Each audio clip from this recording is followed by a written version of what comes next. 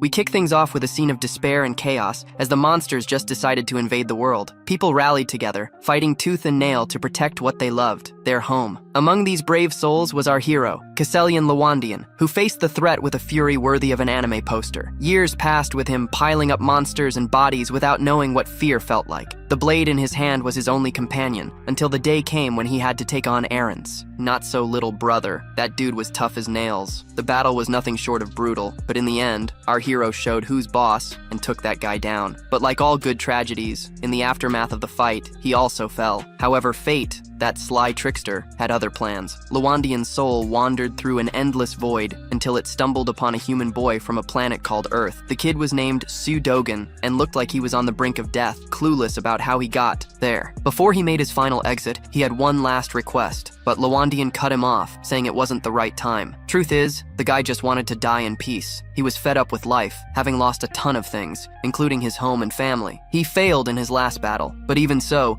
Dogan, who wasn't too keen on living either, just wanted a better future for his family. It seemed like Lawandian finally got it and decided to listen to the kid's wish. With the excitement of a kid in a candy store, Ogum mustered up the courage to ask for his family to live in peace. And just like that, our protagonist accepted the role of protector for the kid's family and ended up on Earth, now in the body of a teen named Do-jun. He has the mission of infiltrating the Nansa Gate, which is ranked C. And that's not just for the fancy name. The gate's only open for registered heroes. Then comes the automatic scanner that starts beeping, demanding the ID that our hero clearly doesn't have. But not caring about any of that, he just barges into the protected area, setting off an alarm that screams about the supposed breach inside the place. He starts narrowing his focus, looking for monsters to punch. That's when he runs into the group of heroes. These guys were licensed and totally on a mission, thinking our dude had gotten lost. They offered to help since they were headed towards the exit. However, Doi just stayed quiet, throwing a weird vibe into the mix. Soon, even these heroes realized something was off. He was dressed casually and looked like a fish out of water among that crowd. Sure,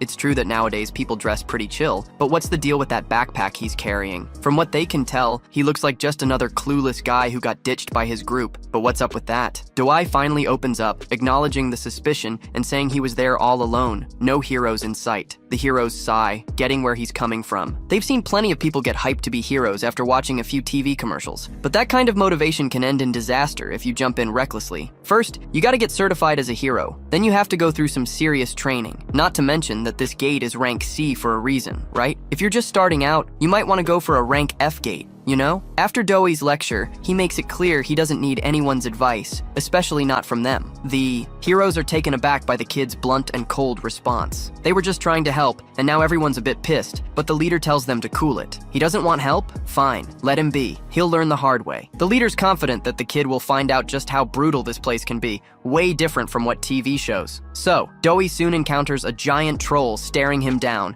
ready for a snack. The monster lunges, but misses its target and ends up smashing the ground. Instead, he moves so fast that the troll didn't even see what hit it. So, with a devastating force, he brings his fist down and takes the orc's head clean off. It's like a scene straight out of Spider-Man, with this guy making a total mess of things. Now the monster's face down in the dirt, and here comes the good part, the loot. Baby. He grabs the sword the troll was carrying, but doesn't stop there. He chucks the sword at another monster and pulls out a shiny gem that's actually a pretty crappy magical stone. So insignificant that he had never even thought about it before. But now that he's broke, he's got to pay attention to this stuff. Out of nowhere, more monsters show up, pissed off about seeing their buddy decapitated. One of them whips around and throws a rock so fast it blasts the head off one of the other monsters. The other two just keep charging like they're looking for a glorious death, and our hero is more than happy to help as he's causing chaos. Cut to those heroes crossing into monster territory. Their minds are still stuck on their run-in with the kid. The woman with orange hair looks worried about the dojo and is anxious about its future. The leader, on the other hand, thinks it's pretty unlikely. If he's an intruder, he'll be found by agents from Central Control pretty soon. Those agents are always rank B or higher, and this gate is just rank C. The chance of Jum getting in trouble here is almost zero. As long as our boy doesn't go charging in like a lunatic at the monsters, his chances of dying are pretty slim. He's almost sure that the arrogant kid must be shaking in his boots, just waiting for the agents to come and bail him out of the mess. Oh man.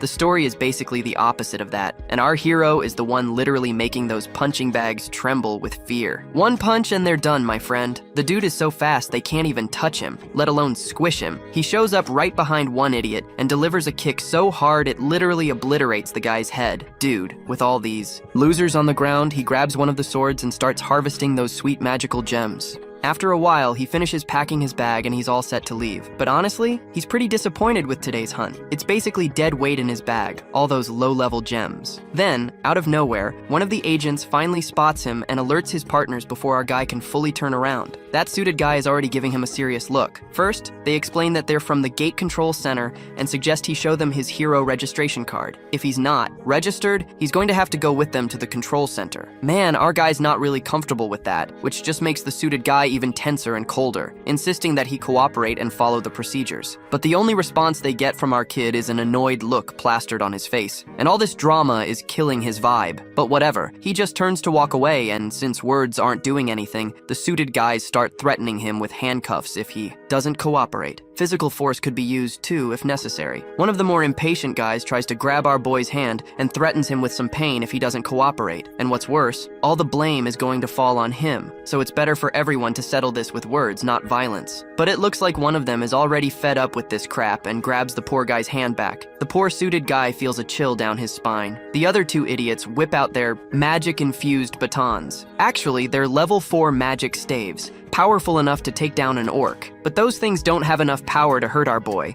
so he twists the jerk's hand, making him cry like a little kid. Oh man. Then he gives them a final warning. They better scram now if they don't want to lose the last shred of dignity they have left. Eventually, those guys are fully pissed off, but they're going to have to retaliate with violence. They try everything to take a swing at our guy with their magic staves, but no one can. Our guy delivers a crushing blow right to some poor dude's back, then another one to his gut, and then he zeroes in on the guy in glasses. He's the last man standing. The last dude already senses trouble coming. He's tensing up. Then, out of nowhere, he disappears into thin air, making the poor guy freak out as he sees the guy literally vanish. Then, out of nowhere, he gets a sneaky punch right in the stomach. The dude stumbles backward in pain, looking like Dojo is done with. All this nonsense and the agents are being super annoying, so he starts considering registering as a hero, because let's be real, as long as he avoids shady or illegal stuff, no one's gonna be hounding him. Then our guy asks about this thing called a rift, and that just completely confused us. Quick context on how the world works. So, there are all these passages that connect to another world filled with weird monsters. These things are scattered all over the place, like, it's insane. The precious stones they're mining from monster corpses turn into new energy sources, so you get it, right? They're super coveted. Every government-controlled passage is open to heroes, while the so-called gates, passages that the government doesn't control or that are closed, are known as rifts. Now back to our boy, who finds it ridiculously annoying that these suit guys follow him around, accusing him of trespassing. It doesn't matter which gate he goes through, the poor guy is just trying to explain that if an unregistered hero enters a gate without permission, the control center automatically gets notified. The agents just hanging out around there are dispatched right away. So as our hero is thinking about going into a rift, the agent makes it clear that these things aren't as easy to access as that gate. Breaking into a rift is going to come with serious consequences. 2-1 couldn't care less about this talk though. He grabs the poor guy by the face and tosses him aside like he's a bag of trash. And boom! Saturation. The poor agent is regretting not calling for backup. This is way over his head.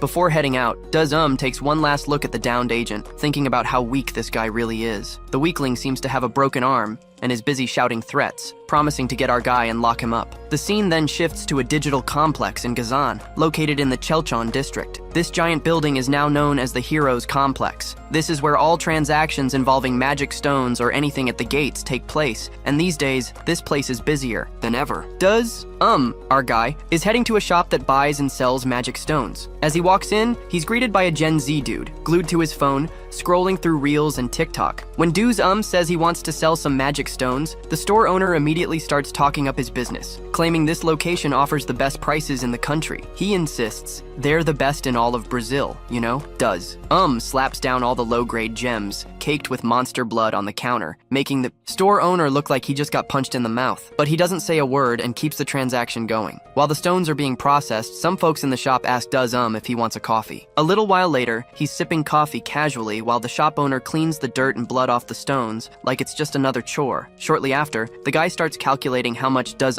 is going to owe. He counts 12 low-grade stones, 16 medium-grade, and 5 high and low-grade. After deducting the 40% commission that does has to pay, it comes to about 5.5 million Korean coins. But our hero is feeling a bit uneasy. That whole 40% commission thing feels off to him. I mean, he's the one who hunted and put in the time, right? The shop owner, acting all high and mighty, thinks he's being generous for only charging 40%. He's so confident that he even offers does to take his stones back if he's not happy with the price. After all, this is the best offer, or at least that's what this guy claims. Desperate, the shop owner grabs Dojum's hand before he can leave and demands compensation for the evaluation and the coffee he drank. But this guy wants 30,000 coins for the evaluation and another 10,000 for the coffee. As if that wasn't enough, he says the blood he had to clean ruined his entire tablecloth. Seriously, with all that, Doisum owes about 350,000. Come on, give me a break. But Dojum isn't budging on those crazy demands, no matter how much this guy insists. When the threats don't work, that guy brings in his C-class heroes who act as his bodyguards. Right then, one of the goons bursts in through the back door asking why they were called and if there's a problem. They're ready to handle it. Dojum locks eyes with the shop owner, who matches his glare with equal intensity. Then it cuts to a shot of the shop owner's terrified, sweaty face. He thought he was hot stuff, but he's shocked when Dojum takes out his 3 goons without even breaking a sweat, showing who's really in charge here. Our guy then walks up to the counter and negotiates the commission down to 1% without even batting an eye because,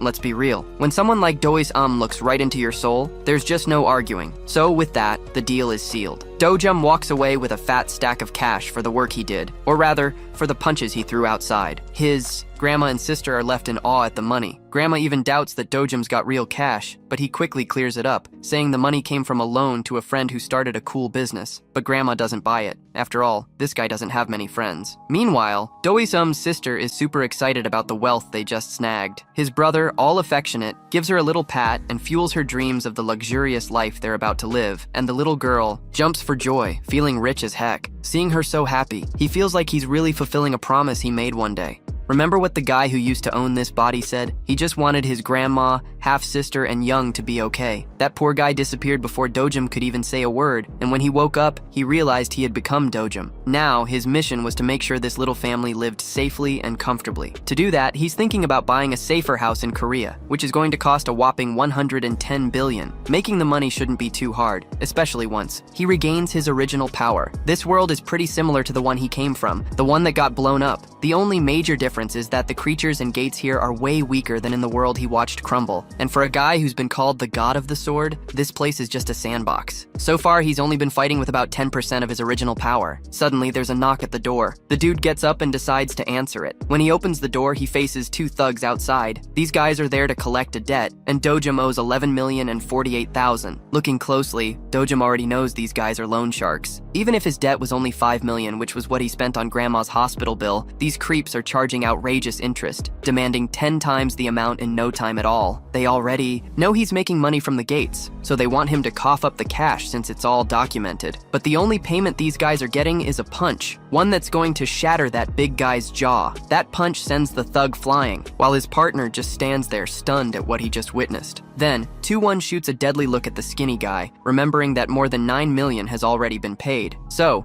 when they do the math, those losers should actually be paying him interest. With another punch, he makes the punk cry like a little dog. Yeah, 2-1 tells him to let his boss know he's coming over for a visit. The scene then cuts to a bustling mall. There, Sweet Rum Yang is all excited in a stuffed animal shop.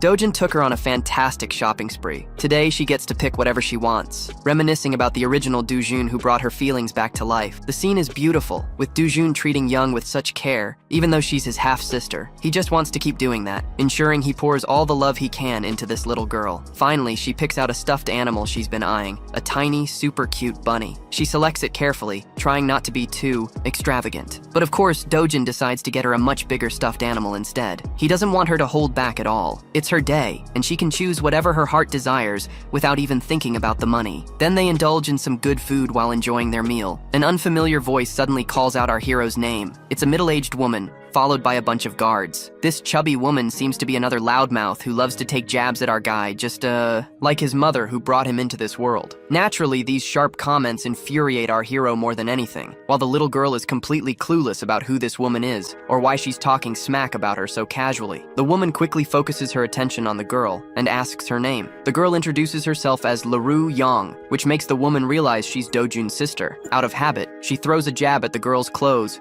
calling them messy, which really gets under our guy's skin. But for some reason, he's holding it together so far. This lady is shocked at how composed Dojun is keeping himself. Then, this girl decides to take it a step further. This piece of work has the audacity to ask the child what brothel means. That was the last straw. Dojun blows up and calls her an ugly woman belonging to the orc tribe.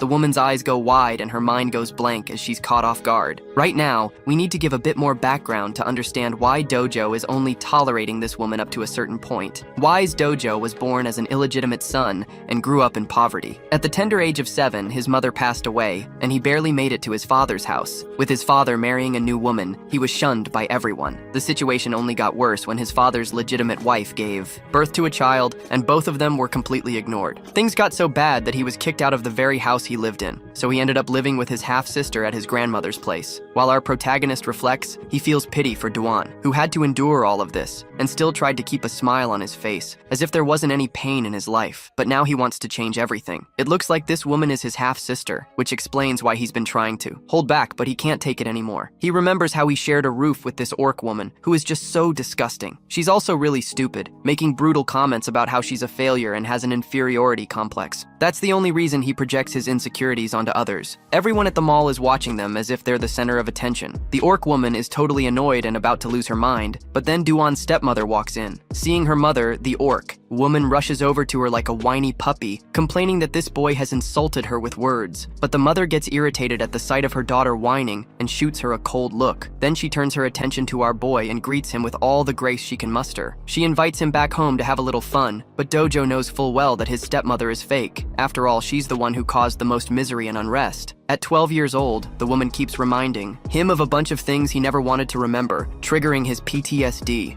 And getting into total serious mode with a tone colder than your mom's jokes, our guy just tells this woman to scram. Well, that's a slap in her dignity, getting dissed by someone younger than her. She just turns around and walks away with the last shred of dignity she has left. Seriously, she didn't expect him to come back so sharp. She's wondering if he's the same guy who would just look down when she slapped him for no reason. Her daughter follows her, with their bodyguards trailing behind, as well. The two ladies seem to think that their girls totally ruined the moment our duo was having. He wanted to make one thing clear. His dojo, which couldn't even defend itself, was history, and it was about time his trashy family recognized that. Then, we cut to a Mercedes speeding down the road. Inside the car, we see the mom and daughter. The daughter is furious, like seriously. The mom is just sitting there quiet, instead of putting the dojo in its place. As she vents her frustration, mom orders her manager to explain why the dojo is still standing. Well, the guy has no idea how this dude is still alive. It doesn't match the reports. The woman screams about the nonsense this guy is spouting. How on earth could he still be alive? The poor guy swears he'll investigate this again and make sure this time he gets it done right. The trashy daughter catches on to the sinister schemes her mom has always been plotting. She gets all shaken up hearing talk of killing and dying. No. Then suddenly the mom asks her if she feels anything for 2. 1? Well, that takes the fat squirrel by surprise. Honestly, she's worried that if grandpa or dad find out, they'll get in deep trouble. The mom grabs her daughter by the mouth, like zero sympathy, and warns her to stay far away from her biz. This woman is dead set on taking out 2 without a second thought, especially after that bold move he made responding to her mom. Getting rid of him seems like the ultimate revenge. A decade ago, the world went totally chaotic with the emergence of the Rift. These terrifying dimensions unleashed worlds and monsters that came from the portal, ready to wreak havoc. The violence was relentless, and ultimately tore the world apart, leaving entire cities in ruins and engulfed in flames. But as the forces of darkness emerged, so did the heroes, the brave warriors. With them came the first discovery, mana stones, rolling out from the bodies of defeated monsters. Now, the scene cuts to Dojum headed somewhere, thinking about how mana stones changed everything regarding the world's energy. Because of this, the countries decided to focus on the rifts appearing. Everyone wants priority to harvest resources. So, given the crazy state of the world, all compensation hinges on the gates and the heroes. That's why being a hero is raking in the big bucks. The only way to secure a decent paycheck is to become a real hero. 2-1 finally arrives at his destination, which is the establishment capital HCS. Upon entering the building at first glance, the boss and his goons just look like run-of-the-mill thugs, trying to scare people with their ugly mugs. But 2-1 is calm and collected, not the least bit stressed. The boss puts out his cigarette and remarks on our guy's audacity, not only for beating up the goons, but also for showing up at the door. He makes a comment about the organization,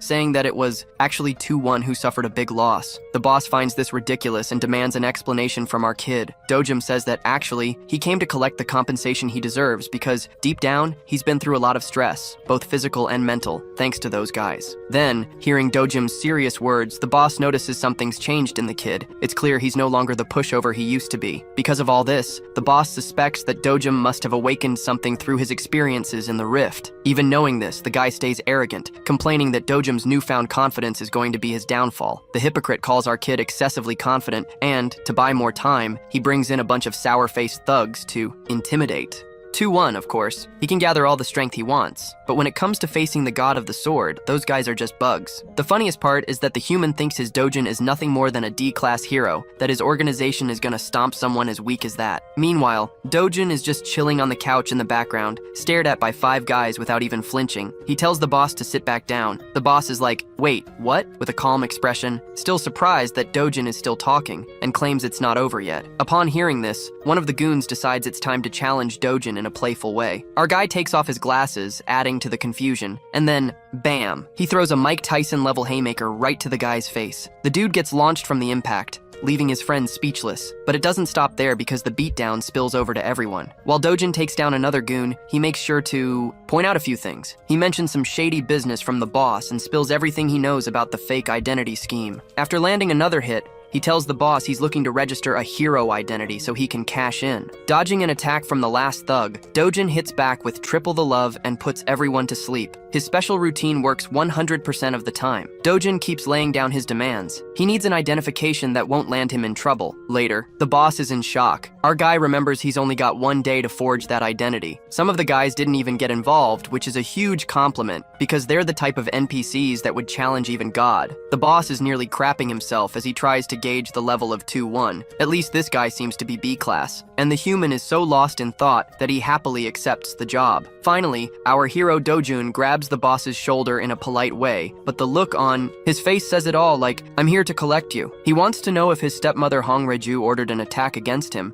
Of course, that's exactly what happened, as was clear from the conversation he had with his daughter and her assistant earlier. The boss was pretty speechless, and the guy let out a desperate scream of pain. Even the henchman seemed frustrated with what was going down. The boss vents and spills his twisted strategy. This cruel Machiavellian woman literally wanted to judge his whole life based on his bank account, pushing him to the point where he saw no way out but to take his own life. After hearing the guy's laments and pleas, he questions whether that was also the reason he was locked behind the gate. The boss then plays the victim, saying he had nothing to do with it. He even reveals that he wouldn't get paid if Dojim died inside the gate. That's a pretty plausible explanation that makes Dojim start to think. He mentions the name Kang and a hoo-hoo, which, by the way, is the name of the guy who brought him into the gate. Cheon wants to know every detail about this guy by tomorrow. So with those 2 demands on the table, he leaves politely. After that conversation, Dojim enters a deep state of reflection. The real Dojim had just one wish: to protect his little sister and beloved grandmother, no matter the cost. But don't worry, because the God of Swords is here to settle the scores. And guess what? The next day, our dude is officially registered. He's still stuck with a rank B classification, unlike all those other stories where the protagonist is always down and out. When he taps his card on the machine, the system recognizes him, confirming his identity, but he gets a warning that this rank is still below the tough mission he's about to face. This leaves him pretty pissed, thinking he should have done something more to secure a higher rank, even with the system warning him not to enter gates above his level. Now let's talk about the Night Isle gate. It's basically just a rank B gate, but that doesn't mean a hunter of that rank can actually survive.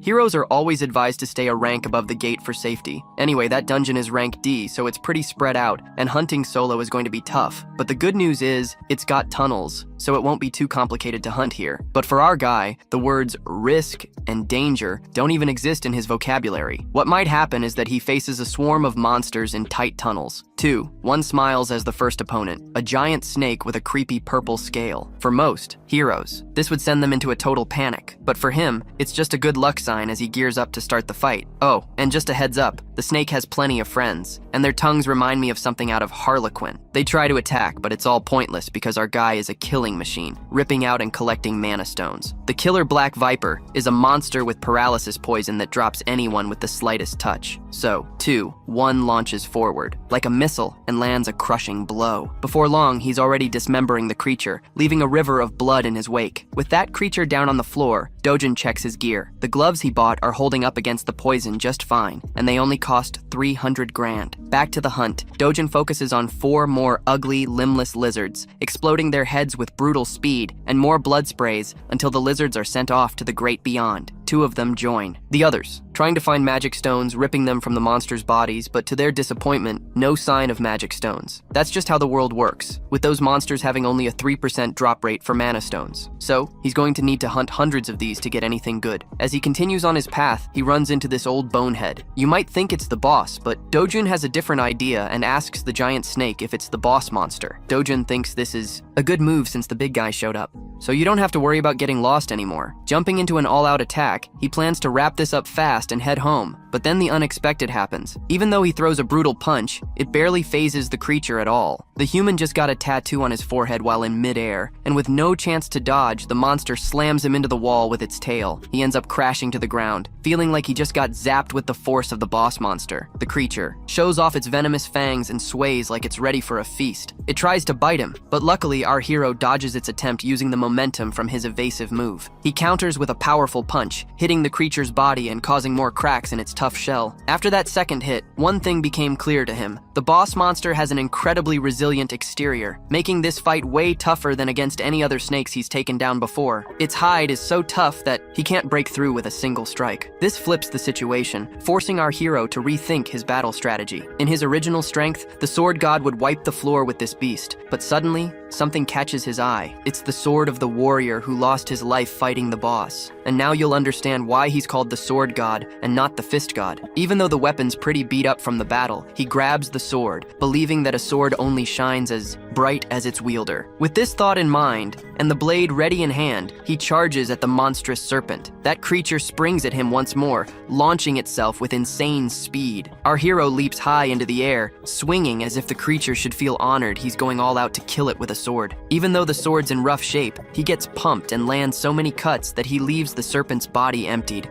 The serious fight wraps up in a pretty hilarious way. The snake collapses while our hero's sword disintegrates. Good thing he took out the creature before it could pull any funny business with the dead boss monster. In a brilliant move, he rips out one of the creature's fangs, thinking it might come in handy for a short sword. He just needs to refine it. Considering that a reward for his journey, he heads for the exit. When he steps outside, it's a starry night. He ended up spending more time at the B-rank gate than he expected, and given how everything turned out, it just fuels his determination to restore his power to its peak. Plus, he's glad his old buddies won't see him in this weak phase, because let's be real, right? That would be super cringe. After the hunt, he's planning to appraise and sell the magic stones he brought along, showing off his large stash. The shady receptionist treats him like trash, warning that the commission fee is 40%. Even the clueless guy catches on that something's off about that ridiculous fee. He grumbles, referring to himself as a regular guy. The receptionist pulls the same stunt as before and claims their rate is the lowest among all the traders at the gate center. The fee is at least 5%. No taxes. For the sly appraiser, that's a great deal since it gets the heroes a nice chunk of change. Noticing the guy's beaten up face, what's funny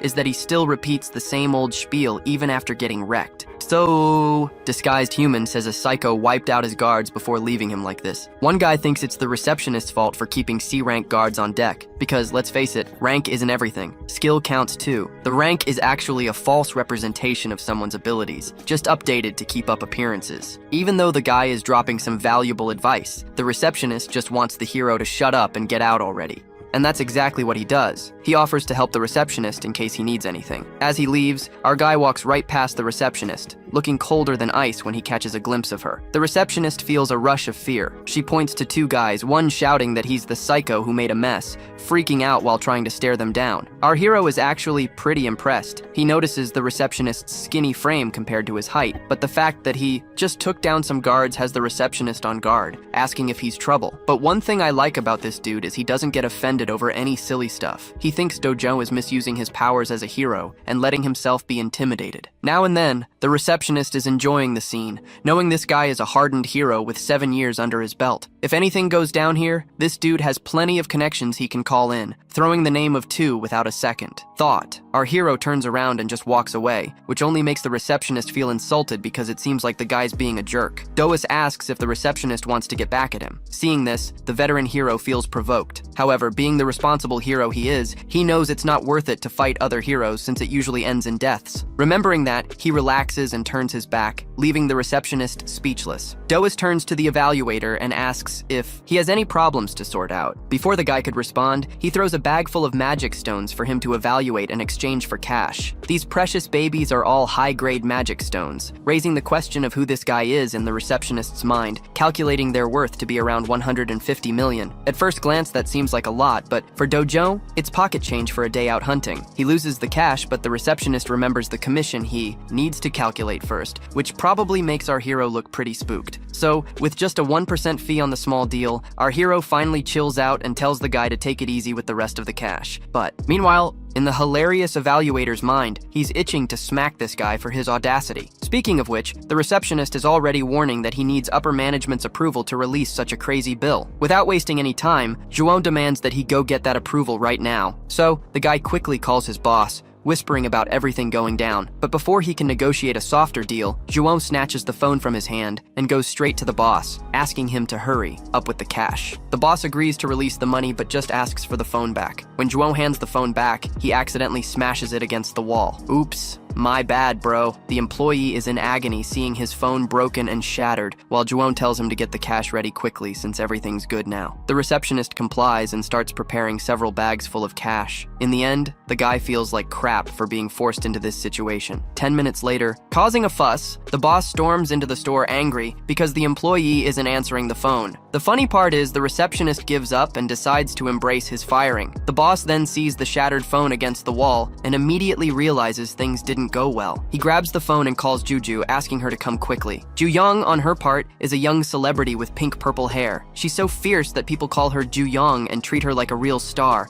Plus, she's rocking a super stylish look. When she arrives at the store, the receptionist is left speechless, and she greets him with a big smile. Seriously, there's a huge reason for all this hype around her. She's the 4th S-rank hero in the country. Man, that's unbelievable. Rumor has it that she's the boss's niece, but the real question is, what's this girl doing here? So, confirming the rumors, Young-hyung explains that he came at the uncle's request to look after our somewhat reckless hero. Curious about the whole situation, the elegant S-rank settles in and gets ready to hear what's going on. So, the scene cuts to our guy meditating in the sun, totally ripped. Sure, he spent the whole day hunting, but the rewards were a complete joke. With all that, he's worried about the future. First things first, he needs to reach a level where he can clear S-rank gates. Honestly, that means he's got to train to regain the strength he used to have. The biggest problem our guy is facing right now is that compared to the previous world, the mana here is low. That means even if he busts his butt, trying to gather mana, it's gonna take at least 3 years to get anywhere near his former power. He can aim for better gear for battles, but the catch is, any decent equipment costs a fortune, you know? So that's a no-go. Suddenly, he feels a chill as he senses someone really dangerous nearby. He grabs the little girl, Yang, in the blink of an eye and yells for everyone to freak out inside the house. He slams the door shut while his grandma awkwardly asks what's going on. The place shakes, with a heavy tremor, making her shrink back and nervously ask if it's an earthquake. Even so, nothing is falling apart, but our hero realizes what's really happening. It's not just an earthquake. There's something way worse. That's when he feels a sharp, violent energy outside. A rift just opened up in his world, right above the house. Running, he tells his loved ones to stay inside because outside, things are critical. At full speed, he dives into the rift, and the last thing he hears are his grandma and sister screaming his name. Cut to the Hero Association, where everyone is already on high alert because of the rift emergency. As for Mappo, this pops up 63 days after the last emergency. So, seeing the White Lion Guild closer to Mappo, the manager wants the team to contact the guild and warn the heroes in the area to deal with the situation. After taking a closer look at the location of the rift, he realizes it opened right above a residential house. That's a serious, situation for them, because if a civilian gets caught in the rift, it's pretty much a death sentence, not to mention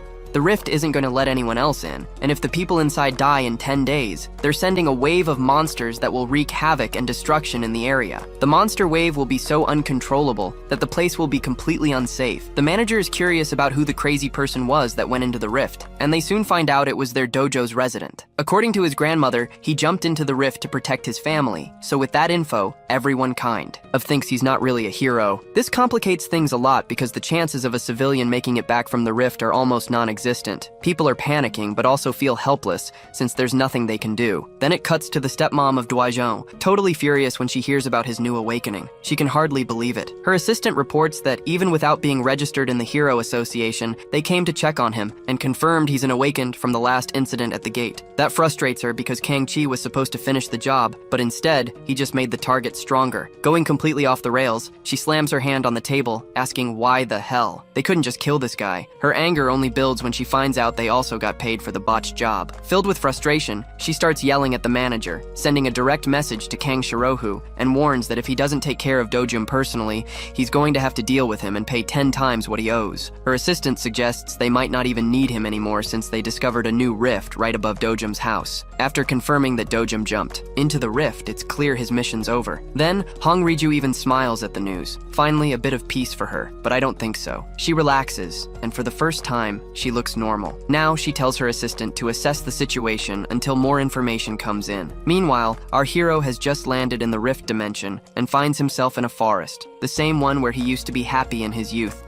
The Patir forest looks just the way he remembers it, right down to the smallest details. The mana inside still carries that familiar weight. He walks along the path with a smile as he reconnects with the colossal tree of the world. This tree is pure mana and divine essence. It's the core of the world's stability. It was right here that the old world began to collapse, when it was burned to the ground, throwing everything into chaos. But here, in the rift dimension, the tree stands tall and perfect, just like he remembers. Even without knowing exactly why, it's clear he can recover his lost mana by absorbing it from the tree. Meditating on the powerful flow of mana, our boy is getting super strong. He stays in the same position for hours, without eating or drinking, and of course taking care of his bathroom needs too. After 10 days like this, solely focused on his breathing, things start to get complicated at the end of the 10th night. These strange creatures known as Bukina come looking for him. They've shown up to burn the tree, just like before, but guess what? Our hero is here to stop that tragedy. The creatures charge at him, and the poor guy wishes he had a sword and some water to take them down. The fiery monsters roar and the pressure rises, but our hero is so packed with mana that he doesn't need a weapon. He is the weapon. And those hands, classified as excellent, rise up against the monsters, wielding enough power to take one of them down. The second creature is so stunned that it doesn't even know what to do. Let's break down what just happened. What he did is technically mana release. It's not quite telekinesis,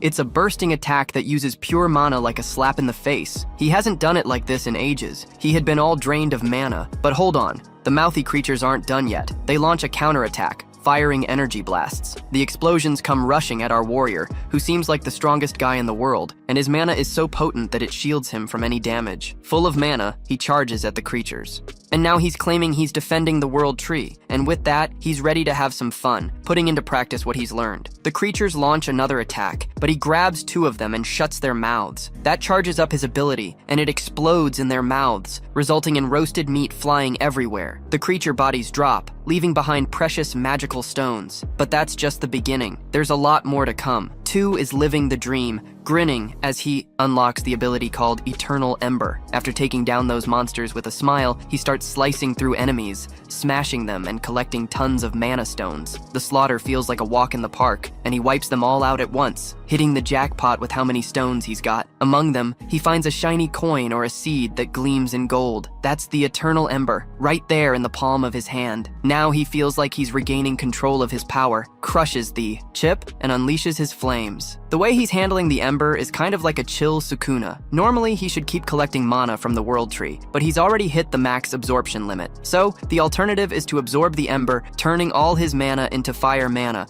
which is exactly what he's doing, unleashing a torrent of flame energy. Back in his old life, he didn't care about the eternal ember. He didn't think it was necessary. Now he needs to absorb all of them, and it's going to take about 10 minutes to finish. Luckily, he collected a bunch of them, and now the goal is to absorb as many as he can. The scene has caught everyone's attention. Reporters are on the scene while agents secure the area. Bang Xianggu is pissed off at the audacity of this guy who jumped into the rift way too early. This guy totally gives off vibes of being a copy of Shin Jong-gu from Solo Leveling. Our protagonist, sporting blue hair, is Kim In-ju, who even gets Dojun's moves to Ike, save his sister. But if one doesn't buy into the whole thing accusing Don Juan of being greedy and out of touch, he mentioned it would have been better if Don Juan had offed himself in a more typical way. That's when our hero realizes that if he dies in that crevice, it's gonna turn into a full-blown amusement park for monsters. The guy starts questioning these cracks popping up after the rain in places like China, Switzerland, Turkey, the UK, and Brazil. That's one of the reasons why Gilmar is stuck trying to handle so many cracks at once. This kind of phenomenon doesn't happen every day, and some countries manage to keep it together just fine. There are some guys here who are really pissed off because their situation could easily spiral into total disaster, all because of this dude. With Angu so riled up, begging for that crack to boot the unfortunate guy out, but talking about the big purple giant. 28 days have passed since he first showed up. The identity of 2-1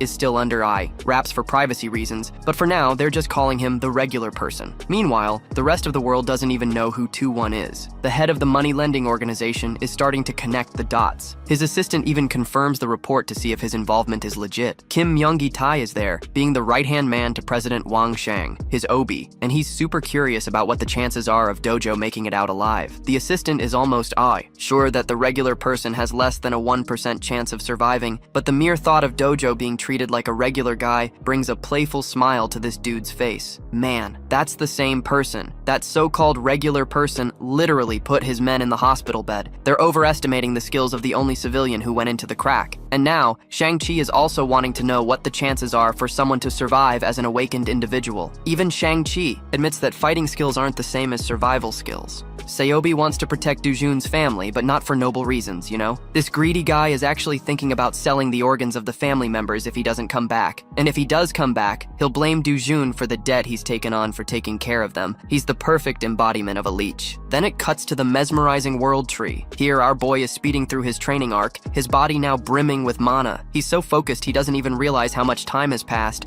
but he's grinding away, absorbing hundreds of fire stones. This stuff boosts his fire mana to the max and lets him manipulate it however he wants. Plus, his resistance to flames has improved as a side effect. Looking back at his past self, he feels like he's surpassed his former ego. He embraces the world tree and shares a tender moment thinking, what a beauty. It's always been there for him, even back in the day, and now more than ever. That's why Dujun is super grateful for everything she's done. As for the mana stones, he fashions a little pouch out of vines to keep them all safe. With the stones collected and secured, Dujun realizes he might never see the angelic tree again, but he still hopes their paths will cross if the divine tree is ever in danger again. Because when that happens, he'll be ready to protect her with his life if it comes to that. That night, Dojun finally steps out into the outside world, feeling solid and steady. Luckily, he doesn't sense anyone around, figuring most people must think he's gone, and that the monster wave is going to hit any minute. He picks up on a strong presence nearby, and deciding to investigate, he rushes toward it. A little later, he comes face to face with two Argentinian guys. One looks all pissed off, and the other seems pretty chill. Now he realizes they're probably representing the association from their outfits. That means if he gets caught, things are going to get really tense. To deal with this situation, our hero conjures up a fireball and hurls it into the air.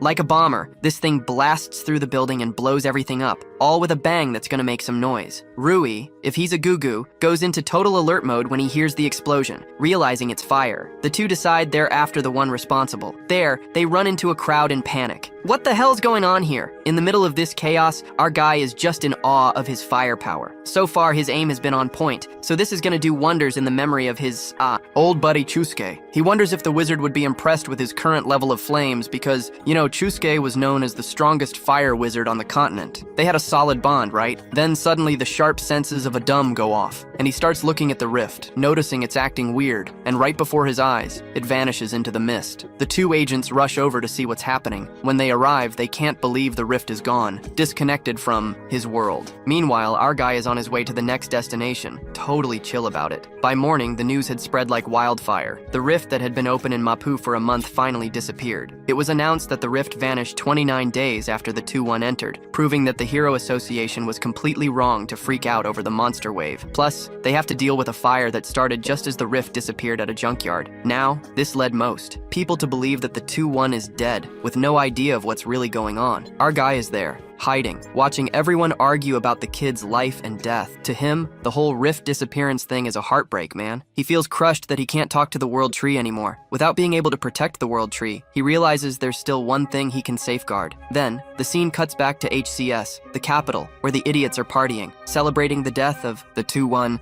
Thinking he could easily get rid of his grandmother and sister, Bloodsucker is the kind of guy who squeezes people dry until there's nothing left. This bastard was back there talking about how they should let the little sister grow up to use her in different ways while they just keep talking nonsense. A familiar voice chimes in asking to speak to the boss. The scene cuts, and we see Bloodsucker there, singing and happy, thinking that 2-1 is finally gone for good. His assistant is reviewing the next day's schedule, and it looks like he's free most of the time, except for one lunch appointment. Hearing this, he beams, because he knows he's going to party at a nightclub under Madame Kang's watch that night. But then, he walks into the building. As he climbs the stairs, he realizes his men are being tossed around like toys. My dude, his blood is splattered everywhere, and this is all because of someone he thought was dead. Our guy throws that loser to the ground and tells Bloodsucker to crawl back like a dog. This sinister order sends shivers down the company president's spine. Our hero steps up like a true leader, taking his place in the chair. He repeats the command to the clueless Shang, who's still grasping the seriousness of the situation. Without hesitation, he starts crawling, relentless as ever. Dujum tells him to bark, because he deserves to be treated like an animal, right? The command is so intense that Shang Seobi starts crying from humiliation. It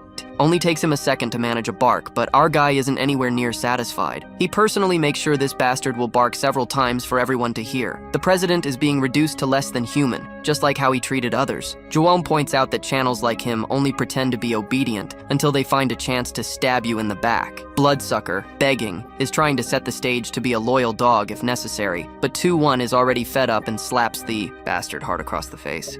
This force is enough to leave this guy gasping for air and spitting blood. The assistant watches everything unfold until he's called in. Then 2 people name him the new head of the company, suggesting that this kid should stop bowing down to a jerk like Changi Subi. Knowing these fools are ready to stab someone in the back, he orders the assistant to take out Changi Subi however he wants, giving him full freedom. Of course, that's too heavy a task for a decent little errand boy. He apologizes, saying the leader has a lot of connections, so things could get messy if he's the new boss instead of Changi Subi. On his behalf, the president begs Dojum to give the guy another shot, but Dojum isn't having any of that. He suggests wrapping Changi Shelby's body in a barrel and disposing of all the evidence by tossing it in the ocean. Then, seeing that the bosses aren't willing to comply, our hero changes tactics. Crazy One threatens the whole team, saying he'll toss them all outside like monster food. Even then, just bringing that up makes them plead for their lives. He promises he'll never betray them again, and that he'll always serve Dojum. This gets our hero thinking. He could easily smack Changi Shelby and end this, but something in him has changed. Realizing this, Dojum sees he's softer than his past self, relentless. So this time, he agrees to reach out to the guy. I just know Changi Sobi is about to be in deep trouble, praying he doesn't piss off Dojum. Again, he shakes the hero's hand, promising unconditional service from now on. But hold on, something's off. Why is his hand on fire, smoking and burning? Yeah, even though Crazy One has calmed down a bit, he's still ruthless. Man, looking into this guy's eyes, he reminds the scumbag that this is his last chance. Then, Dojum rips off his hand, leaving it as a charred mess. After that meeting, he walks out, completely ignoring the president's screams of pain, and leaves a final warning. If any of them cross his family again, he'll personally make sure they meet the afterlife one way or another. extremely slow. Now her new job is to protect the family. Officially, the guy known as her dojo disappeared like a pencil when the crack opened up. But in reality, he's just over at the McDonald's on the corner, or maybe it's a Burger King. And the government, the Hero Association, and the media, they don't really care. They just swallowed the news like yesterday's leftovers. Everyone treated the civilian who went into the crack like he was already 6 feet under. Even if he showed up claiming, he was alive, no one would buy it. That dog, under judgment Wang, is helping our guy find a new home. Dojo finally managed to get his sister a decent meal, some quality fast food, and the girl was happier than a kid at an amusement park. Now she can go to kindergarten with the other kids and enter elementary school next year. But when the topic of school came up, little Young's mood dropped like a rock. Gross! She stayed the same, like, what the hell, dude? He was in shock when his sister told him the other kids were bullying her for being an orphan. Hearing that broke Jum's big brother heart. If she doesn't want to hang out with those mean kids, then so be it. So finding out she really didn't need to go to kindergarten to get hit made Young super excited inside. Jum's already plotting a plan to get his sister into a private school. That night, Jum found out that Kim Myong had been hiding his grandma and sister in some motel while he was stuck in the crack. The little glasses-wearing jerk almost broke his back trying to apologize. Then he tried to convince Jum that the motel was part of his company, so it was safer than any other place. You know, today, Jum's too drained to deal with places. So he heads to the room and visits the grandma again. Little Ryun jumped on him like a bear, and Grandma held his hand, just happy to see her grandson back alive. At first, the tough warrior was a bit dazed, but when he felt the warmth of family, he accepted the love, with a smile. The little one and Rune are loving McDonald's.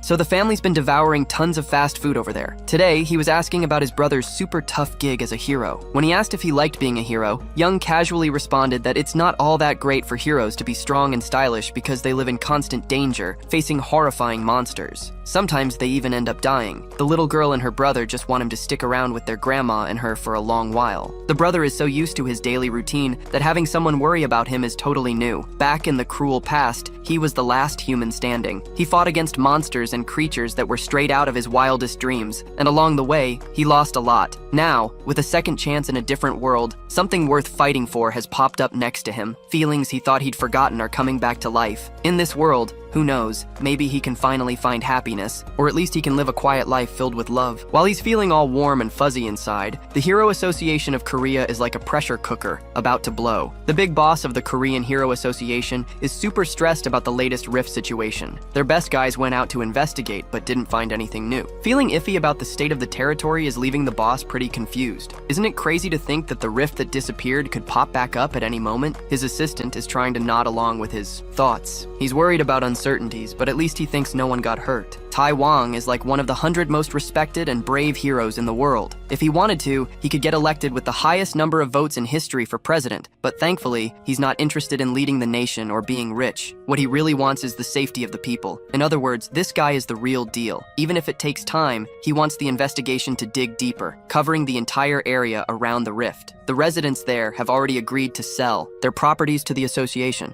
so it shouldn't be an issue. As a consolation, Tai Wang wants to offer these folks more than the market value for their homes. It's the least these guys can do after all the trouble they've caused. All the trusted sources are saying there's been a breach in several countries. The way things are going, something's definitely up. The US and China are already managing their breaches, but one country is in really bad shape, the United Kingdom. Even though the trusted heroes and veterans have been sent to clean up other breaches, people are just in shambles. The month-long mission to wipe the UK's breach off the map has finally fallen apart. It's a humiliating defeat. The breach wave in the UK officially kicked off in the city. Its people continue living their everyday lives like nothing is happening. Amid the chaos, there's your dojo, blending in with the crowd. Today, they're heading to their favorite store in the Heroes Complex. As they enter the store, the guy at the counter instinctively greets them, but chokes on his words when he sees our hero's face. The dude practically froze in fear. But guess what? The manager is in the store today, so he won't have to deal with this sadistic customer alone. Phew! The manager, who was casually reading a newspaper, suddenly closed it and started to pay attention. He already knew this guy was the same one who had been pushing him to buy some really bad quality crystals. The one too, with a nonchalant attitude, took off their backpack and dumped everything on the floor. Actually,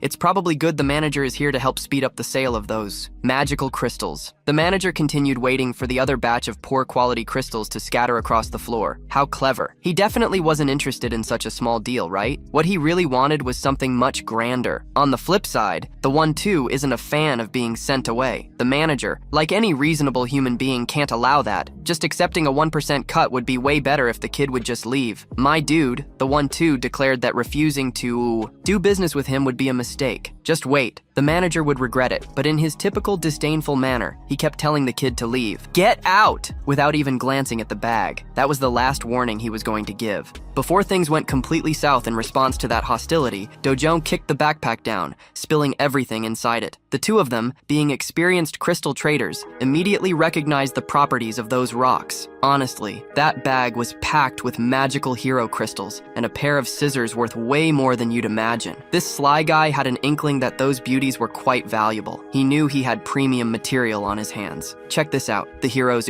magical crystal was used by a notorious Mexican drug dealer named Cozumar. One night, an accident in a lab changed his life and the world's perspective on those tiny stones. The magical crystal made Cozumar awaken as a hero. Just think about it, right? Since then, that stone has become invaluable for anyone looking to awaken, be a hero, and improve their mana. A source of energy this rare is considered top tier, you know? But man, to show his power, Dojon told the idiots to pack up their stuff so he could bounce. Then, suddenly, the manager completely changed his tune. He even took our hero to a VIP area and offered him some drinks while the cashier polished the crystals. He was getting kicked out, yet here he was, glamorously sipping a cold drink. His demand was now 0.5% of the total. Damn, it was already low, and now it got worse. But he kept saying that respect is important. Seriously, bro. In that way, the manager showed some real excitement. One guy literally threatened to cancel the whole thing. So, in past negotiations, he had accepted 1%, and now it's like, screw it, now it's 0.5%. At that point, the manager, feeling down, bowed his head and made the most sincere apology he could muster. But one guy was already fed up with those empty apologies. At the counter, the cashier was cursing Dojon, thinking he was a rude idiot. Realizing that his pitch didn't convince the young guy to make a bigger offer, the manager decided to put on a show and give a long lecture about the crystal markets and pricing, but one guy didn't have time to listen to that, blah blah blah. He stood up and made the manager panic, feeling like he was about to lose the best deal of his life. I was trying to escape. The manager offered 9%, but it didn't work. He started lowering it to 8. It was that tough chess game, you know? The negotiation game, and it went from 8 to 7. Then from 7 to 6, and finally down to 5%. The thing is, at that rate, the guy's shop wouldn't make any profit. While the manager was panicking, your boy jumped in and he grudgingly agreed to settle for 1% out of respect for the past. Inside, the manager wanted to scream and curse this extortion. He just couldn't let the product slip away. The next words from your boy almost made the manager lose it. On top of what he brought today, he still had 7 more bags of those priceless crystals. So, what happened? The contract was quickly drafted and signed. A few minutes later, the 67 billion deal was all wrapped up, and the money dropped fast into our hero's account. Damn, at this rate, that 110 billion gold didn't seem so far off. The big issue was that getting more high-grade magic crystals through normal channels was a huge waste of time. If he could find a way to travel through the rift zones without breaks, he'd be raking in treasures like crazy. While he was looking at his phone, suddenly a government message was sent out to everyone in the country. Dude, they finally announced the outbreak wave from the southern region of the kingdom to the public. Everyone already knew things were about to go sideways. In the meantime, everyone was banned from traveling there. What a drag, right? After reading about that crazy real-world problem, the Dojin totally lost the urge to keep paying attention to the store manager. Back in the day, no matter where he was, he probably would have jumped right into the action to try and seal the rift himself. But he's not that guy anymore. Now he has some more rewarding things to take care of. That night, dinner was on the Dojin, and they were ready to grab some meat. Little Uni was drooling watching that marbled pork and beef sizzle on the grill, and wouldn't stop coming back for more. Meat and its juicy sides on the table. Grandma, worried about not blowing the budget, slowed down and asked Nito if everything was okay. After all, it cost 250,000 for every 100 grams. Dude, that's pretty pricey, man. But Doju immediately brushed her worries aside. After a good haul on the crystals, they could eat as much as they wanted without it hurting their wallets. The first bite made Uni fall in love with that insanely luxurious meat. It was simply unreal. Doju kept throwing more meat on the grill while Grandma watched, looking a bit anxious. I mean, there was more fresh rib, pork loin, sirloin, and flap meat coming to the table, and it was total chaos. At this rate, the amount was just ridiculous. How were the 2.5 of them going to handle all that food? But Grandma had no idea about a main character's appetite. To ease Grandma's mind, Uni convinced her to try the fancy meat, and since she couldn't say no, Grandma gave in. One bite of that luxurious meat sent all her worries flying out the window. After that, the happy family enjoyed their extravagant dinner, filled with laughter and little trinkets. Mr. Do-jun, noticing a stylish young woman who had just walked into the restaurant, saw the customers' necks nearly snapping as she passed by. The woman headed straight for Mr. Do-jun,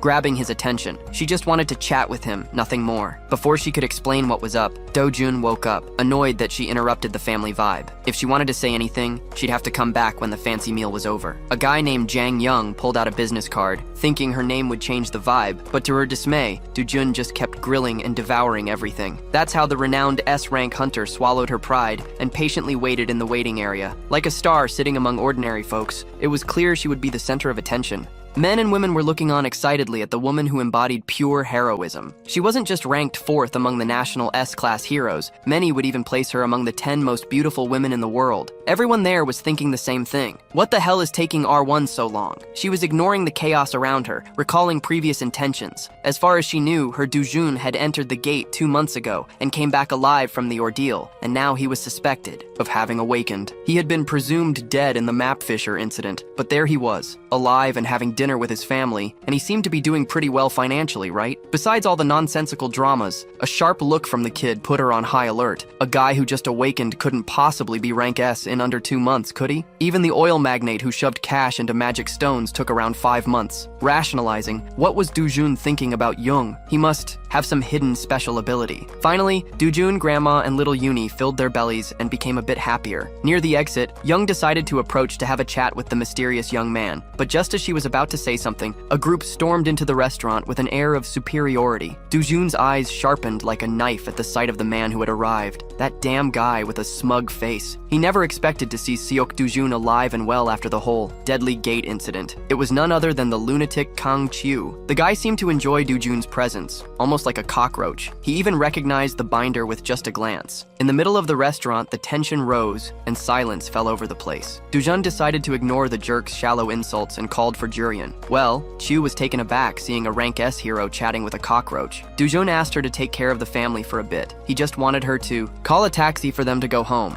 It would be much more convenient if he was out of the way while he went to collect an overdue debt from a stray. And he reassured Grandma and the little girl that everything was going to be just fine. She waved goodbye to them, but her worry was pretty clear. June stood there awkwardly while the taxi drove off. As soon as they left the restaurant, a loud slap echoed inside, with the family off the scene. He could finally drop the nice guy act. He moved so fast that, the guy didn't even see it coming. All the dude felt was a stinging pain in his cheek. Embarrassed by such a humiliating hit, he clenched his teeth and charged back to retaliate. One of the waitresses screamed, trying to break up the fight. She feared the desserts would end up wrecking the entire restaurant if this escalated, but what sounded like a reasonable request was met with aggression. Luckily, she didn't get hurt too badly. A calm guy told everyone to leave and clear the room for their safety, but the main character knows. Chew, he's easy to provoke, right? That dude is a big idiot who can't even throw decent jabs. What a joke, right? Because of that, he ended up getting another surprise beating. And well, a punch right in the face. Damn, that guy was shocked. Kangay Chu is that bastard who locked up Dojum's original Sky and sent him packing, even without being directly offended. Our hero harbors a deep hatred for that guy and is itching to have a word. Ju, or the goblin-faced henchman, was mocking the wicked stepmother of Dojum and all that drama. So Dojum realized getting info from that idiot would be a piece of cake and quickly grabbed his phone. He hit the record button. A clear recording of the confession would make his life a lot easier, but once again Chu messed up by being distant. He clenched his fist, cursing Dojum's mother, and attacked with rage. He was dead set on taking that guy down once and for all, claiming he was going to kill Dojum for good. But poor Chu, his attacks were way too crude, and they couldn't match Dojum's smarts. So Dojum took the punch like it was hitting a bouncy wall and sent his fist back. It's crazy! Kang Chi had never experienced anything like this. So normally he'd use brute force to steamroll anyone in his way, but now he was up against someone way out of his league with that pea-sized brain of his. Suddenly he was thrown to the ground. Dojin followed through with the motion like a hunter playing with his prey. The punches that shattered Shingu's skull echoed throughout the restaurant, while the terrified waitress tried to call the cops. But before she could finish, a delicate hand snatched the phone from her. Then, with a bright smile. Young held her and said everything was under control, and she didn't need to call the police. The girl felt relieved seeing someone who seemed to know what to do. In the meantime, the punches and slaps kept raining down on Kang, who didn't even have a chance to catch his breath, let alone scream. From what Ji could see, this guy was a B-rank hero. Not many could take him down this easily. Given that beating, Dojin could be considered A-rank, but just looking at the fight, it was clear. It was way out of balance. Without a doubt, before things got out of hand, Ji asked Dojin to ease up a little. She just wanted to make sure Kang wasn't going to die there. So, Dojin decided to listen and tossed the limp goblin's body onto the floor, wiping his hands as if nothing had happened. Seeing that there was some drama between them, Ji asked the young man what he knew about Shu. While Dojin might not have the full story, he knew enough about the bastard to want revenge. Ji warned him that Kang Shu was connected to this Kang Hyang, a rank S hero. Dojin knew that and didn't care much. He'd never seen anything so crazy and reckless. The guy puts himself in danger and doesn't even bat an eye at a rank S. Jong explained that Hank Pio really looks out for his lazy cousin and that this restaurant incident was going to piss off a rank S. And when that happens, it's going to get bloody. Doggy in her concerns. Seriously, this guy's the last person who'd fear a rank S. He was more worried about how much Junjun knows about his life than anything else, especially after he just took down the goblin.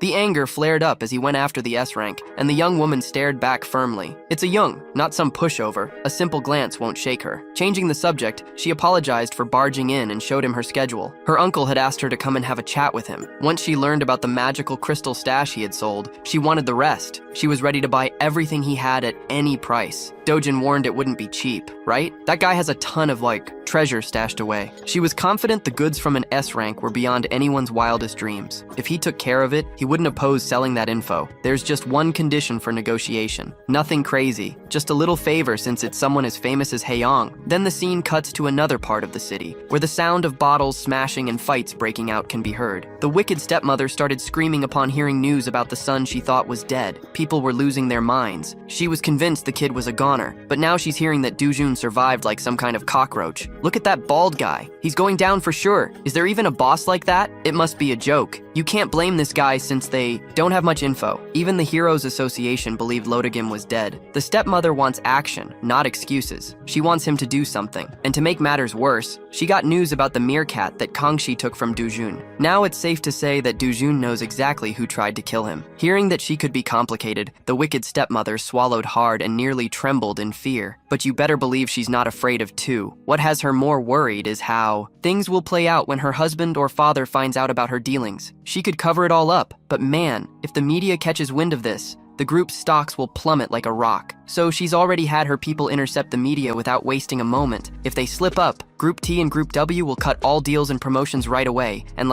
first of all, the police should be in her pocket too. So with that, the folks at the evil stepmoms got everything under control. Knowing the crew has some skills took a load off their shoulders. At least the bald director hanging around whispered that no matter how hard they tried, what they were doing wasn't really solving the issue. So, with that in mind, the bald guy might have a plan to end this headache, and it involves bringing in cousin Kang Shi-wo, the infamous Kang Young Pyo. That evil stepmom knows exactly who Hank S is, a total bum in the hero world, but everyone knows he's the next powerful cousin. Honestly, Shiryu is just a punk doing all kinds of dirty work for his cousin. They're both pretty nuts. If Shiyu gets caught by the cops, the media will blow up. The superhero situation is about to get messy, and really, she's already taken steps to handle this PR disaster. That evil stepmom decided it was time to act. She wanted to meet with Kang and a little fella ASAP, and that Hang Chang sub from HCS Capital is allied with the enemy. The bastard is taking care of Dojum's family now, which is why the stepmom needs a prosecutor on the phone in a minute. Anyone who jumps ship has to pay the price. The next day, the focus shifts, and we see the hero group entering one of Korea's 37 rift zones. Out of those, 5 are being turned into safe gates. The rest can only be invaded by heroes part of associations with plans. Today, our heroine and a junk are leading the team solo with her rank S. She has almost unlimited access to any gate. So amid this crew of heroes with cool weapons, there's a young guy in a worn-out hoodie. Juninho picked the Cleon Guild of Young and Inju, rank A, as a temporary team for the hunt. Being part of a rank S hunt is super rare, so everyone's in shock. Juninho casually said he just wanted to have some fun and stretch his muscles, but honestly, he set up the whole situation to give that young guy back there a chance. a cleaner opening at the gate until 2-1 hit the right price to sell the rest of the magic crystals. That way, he could get into the restricted zone, and the crazy guy just wants to make some cash hunting in sketchier areas. It's true these rift zones are packed with treasures, but heading into one of those without fear is just plain madness. But for her, it didn't matter. She just needed to get her hands on those magic crystals. After a few minutes of trudging through a dark tunnel, the WAB group finally emerged into an area full of trees. Inju, unable to contain her curiosity, started bugging Jironyu, asking who the young guy following them was. The river introduced the little doggo as someone she knew, but nobody bought that excuse. And Injun even suggested he might be Queen Jujum's boyfriend. Tired of all the chit-chat, she dropped half the truth and confessed she was there because he owed her a serious favor. It's not every day that an S-rank hero owes someone a favor. While everyone was chatting it up, a massive shadow covered the sky. Everyone turned to look up, and there it was, the Beast. Being a guild that ranks the heroes of Cleon, they rushed to draw their weapons and quickly take their positions. The first encounter was nothing less than the feared cockatrice. As the invasion experience kicked in, Joel took charge and started giving orders. Jinju and Dorawan held the defense, while Sungu aimed for its legs. But before they could finish organizing everything, a figure soared through the air with a leap that would make anyone jealous. He went straight for the flying creature, ignoring any strategy and launching into a direct confrontation with the cockatrice. The heroes of Cleon were left speechless. They'd never seen anyone so bold. He began charging energy in his fist, gearing up to deliver the first blow, while the guild master was feeling nauseous from the bad luck. The tension was thick and uneasy. They had just entered the gate and already faced a troublesome enemy. Before the group could get their act together, Jum had already tossed his bag onto the ground.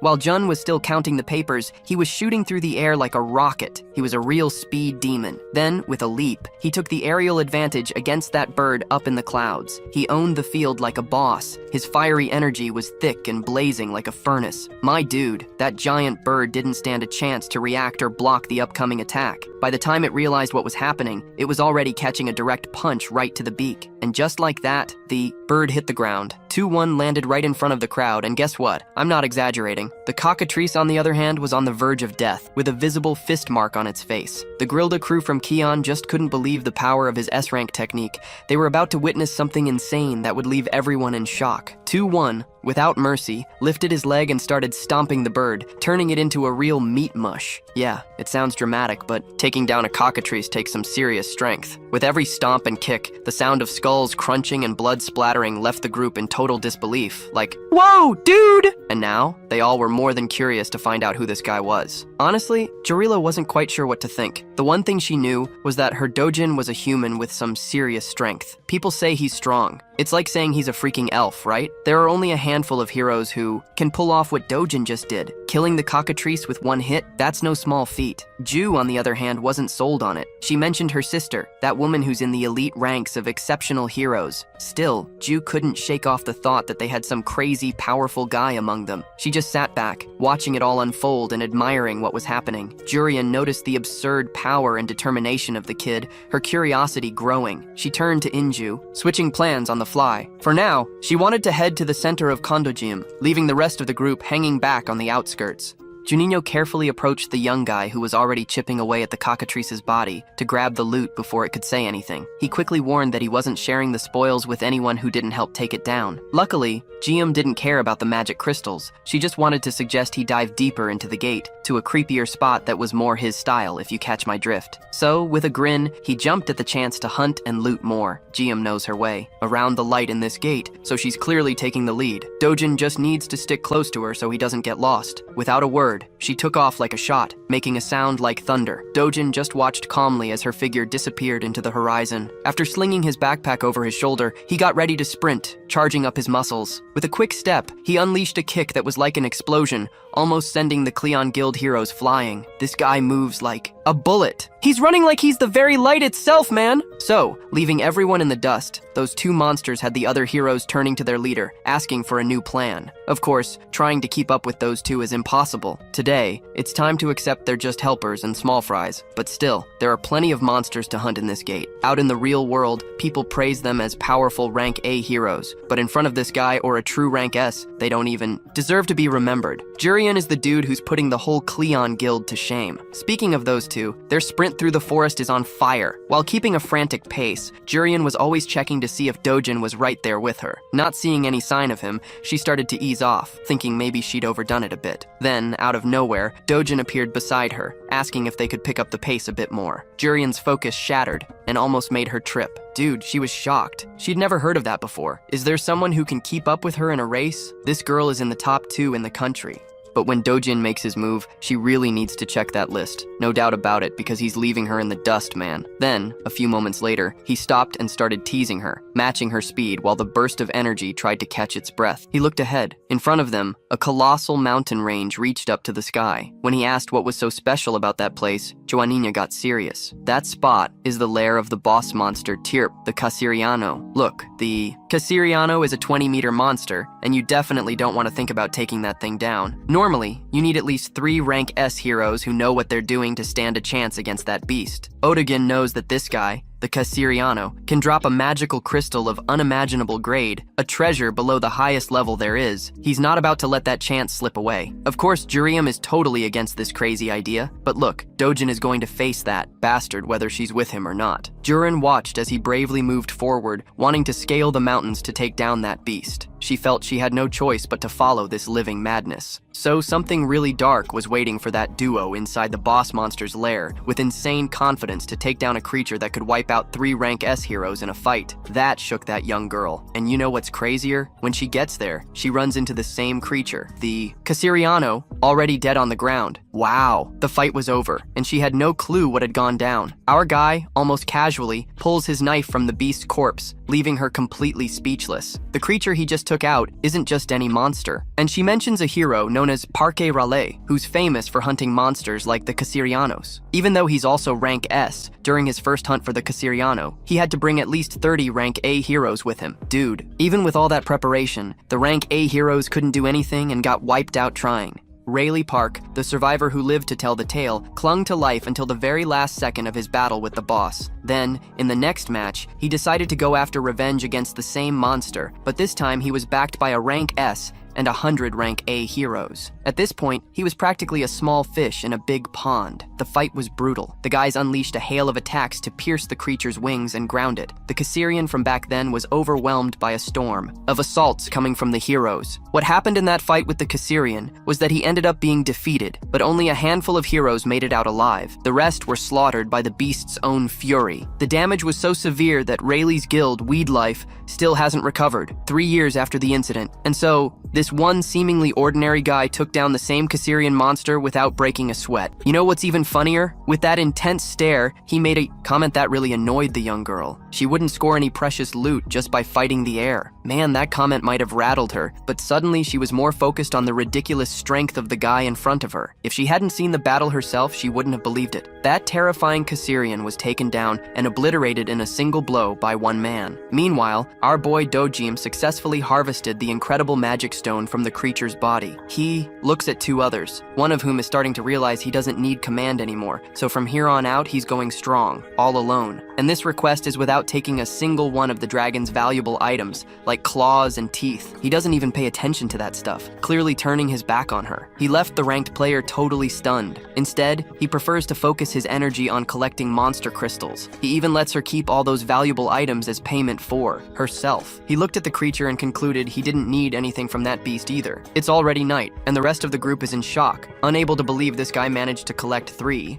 They've got all kinds of magic stones. Wow, it's just unbelievable. Even for their guild ranks, pulling this off would take at least 20 hours of work, and with the quality of these items, they wouldn't even manage it in 3 days, let alone in 20 hours. This raises questions about that guy's identity, and everyone's focusing on Juri, the one who brought him in, and she seems just as confused as they are. So, going by her word, the ranking master doesn't get how Dojin managed to take down the Casterian without any gear. With this one achievement, he's at the top of the hero charts in Korea. That kind of power is unmatched. They say our guy is made of different stuff. My brother even thinks a ranker believes he might be the strongest in the whole world at this level. Wow, that really shocks her. Speaking of Jum, he comes back exhausted with more bags. In just 1 day of hunting, he's already collected so much stuff. By now, the group is starting to think no one will believe them unless they tell the world. Jum's divine power is just too insane to wrap your head around. And speaking of that, they've got a clear heads up not to spill anything about what happened out there today. In the end, everyone agrees, because honestly, no one would believe it anyway, right? Nope. The beautiful Rank S gets close to our guy and starts chatting him up. From a distance, it looks like they're flirting. But wow, that's just the group trying to convince themselves that this is the start of a romance. They even think he's the only guy in the world who seems like the perfect match for Jun-Yun, considering his colossal prowess. The guildmaster quickly realizes that these two aren't an ideal couple, and it actually looks like they're arguing by the expressions on their faces. She can't believe this guy actually exists. I mean, picture someone overlooked, a river among all these people, and the craziest part, he just shows up, hands over a bag, and slips away without saying a word. That leaves the guild master even more surprised about the state of the backpacks and what he collected. Joran backs up his own words. It seems like Dojin's scared of becoming a celebrity overnight.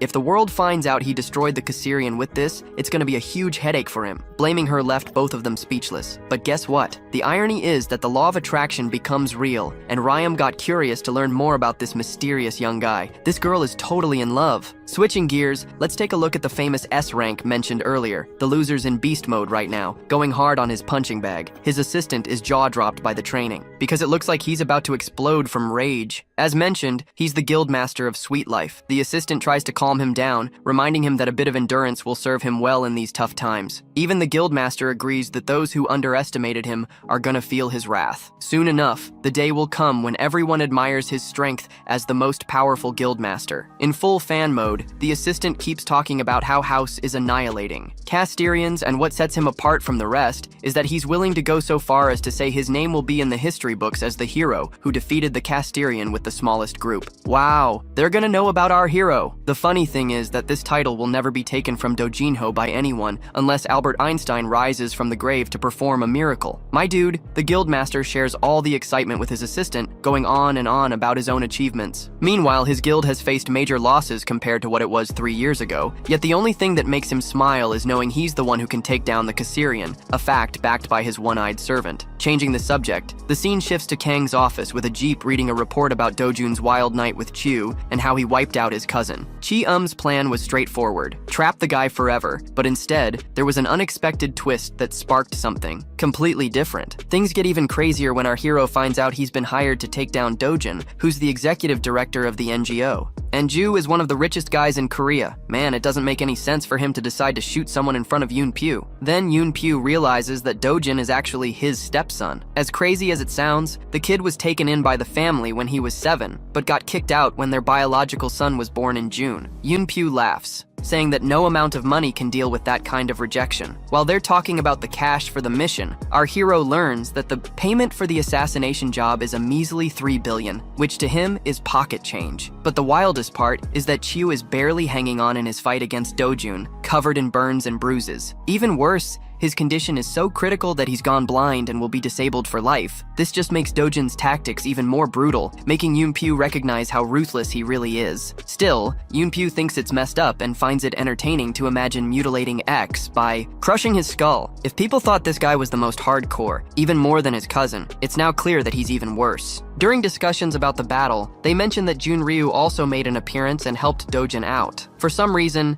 Yoon Pyu gets nervous and goes to investigate the situation. He doesn't get what Jun Ryu and Dojin are up to, and unfortunately, even his assistant knows nothing about their intentions because everything was kept under wraps. You're kidding. Yoon Pyu grabs his servant and starts shouting at him. He needs to find out what's going on in this relationship. He's thinking, they might have made some kind of deal, you know? The assistant, totally shaken by Yoon Pyu's reaction, runs off to find out more, while Yoon Pyu is just pure rage, smashing everything around him. He's a bundle of nerves, scared that Ryu Jun's men are going to come after him to finish what his cousin messed up, but he's more than happy to take the burden off her. After all, she's loaded. This girl is practically on the same level as Thomas Andre from Solo 11, so for him, it's all profit. Meanwhile, we cut to Doginho. He's heading home after everything that went down today. He thinks it might have been better to stay in the crack than at the gate, but here's where it gets tricky. He needs to keep things on the down low with Ju. He remembers their talk when she said people would start asking questions about who the guy is that killed Caesariano. Dropping that info would be a disaster. So for now, her plan is to keep everything under wraps, and if he wants to be famous, she'll take care of releasing the scoop to the media at the right moment. He should toss her anything valuable he has, but that also means he's got to find another way to get into those cracks, because trusting Julio scenario is a recipe for disaster. Still, the night should be nice since he'll be chilling in a swanky house that Shang Subi sorted for him. But when he gets there, he's greeted by a pile of shoes at the door, which means there are some unwanted guests around. Stepping into the living room, he sees a bunch of guys in suits and his boss chatting with family members. One dude looks like he's more miserable than some character from Jujutsu, just staring at Dongi like a hawk, you know? Then Hyung Neong rushes in, all smiles to greet her brother. Meanwhile, Do-jun is just standing there, totally lost in all this nonsense. Prosecutor Park Sang-hyung makes a dramatic entrance, immediately tying Do-jun to Chang Shub, putting our boy under some serious pressure just because he got mixed up with that loan shark gang, the corrupt bastard. And here comes Do-jun, being calmly escorted to this emergency holding cell because of Wang Shang Subi's scheme. He gets called in and sits down in an empty interrogation room. From behind the door, he hears a pompous voice on the phone. The prosecutor who arrested him assures that both Wang Xiang and Chu Do-jun are behaving themselves. Before hanging up, the prosecutor thanks him for taking care of his daughter's studies abroad. Then, he makes the mistake of dropping the name of Director ONG. Well, in the sharp interrogation session of Dojo 1, getting a little closer to their quiet inmate, the prosecutor starts to philosophize about why he became a lawman. He talks about how he always dreamed of isolating the trash from society and protecting the good people. Slapping a big stack of paperwork down on the table, the shady prosecutor puts on a show of just how much dirt he has on Dojo 1. He claims these accusations are more than enough to lock the kid away for a decade. Plus, he's got tons of statements from Hang Seng-shub that incriminate a whole bunch of folks, but Dojo 1 doesn't even flinch, remaining calm and completely ignoring those threats. Since he didn't react to the prosecutor's expectation, the guy decides to insult inmate Rodu Oju. Then he asks, "So I take it it's bad that your Jew is behind this ridiculous scheme, huh?" The prosecutor almost freaks out but denies everything and swears he's never heard of her. But Dojo 1 figures those corrupt-y bastards are running the show. He fesses up to avoid the hassle, but things are just getting messier. Then, with that death glare from Dojo 1, the prosecutor boasts that in his line of work, people aren't easy to deal with. Juwon's response reveals a bit of his murderous intent, shutting the idiot up. The prosecutor, nearly shitting himself, feels that deadly look. It was a direct threat, but he doesn't want to back down and tries to smack Dojo 1 in the face. However, right before he makes the biggest mistake of his life, an intern steps in and asks the prosecutor to step out of the interrogation room for a moment. Apparently, they got news that there were some crazy discrepancies in the records of Seo Do-jun. The building's hero detector classified the young guy as an average Joe. So after checking everything again, they end up in the same spot. Like, how is that even possible with all the trouble Do-jun has caused? Maybe they were wrong to label the kid as awakened. From the jump, the prosecutor got all that information from the defendant Jews Group T, so in theory, it should all be reliable. Now, Do-juom has become an unsolvable puzzle. So how can they charge someone they consider normal in situations like these superhumans? Earlier, our hero June was giving the prosecutor a hard time, thinking the guy was a total loser, just really incompetent. If he wanted to, he could have just busted out those damn handcuffs and wrecked everything in sight.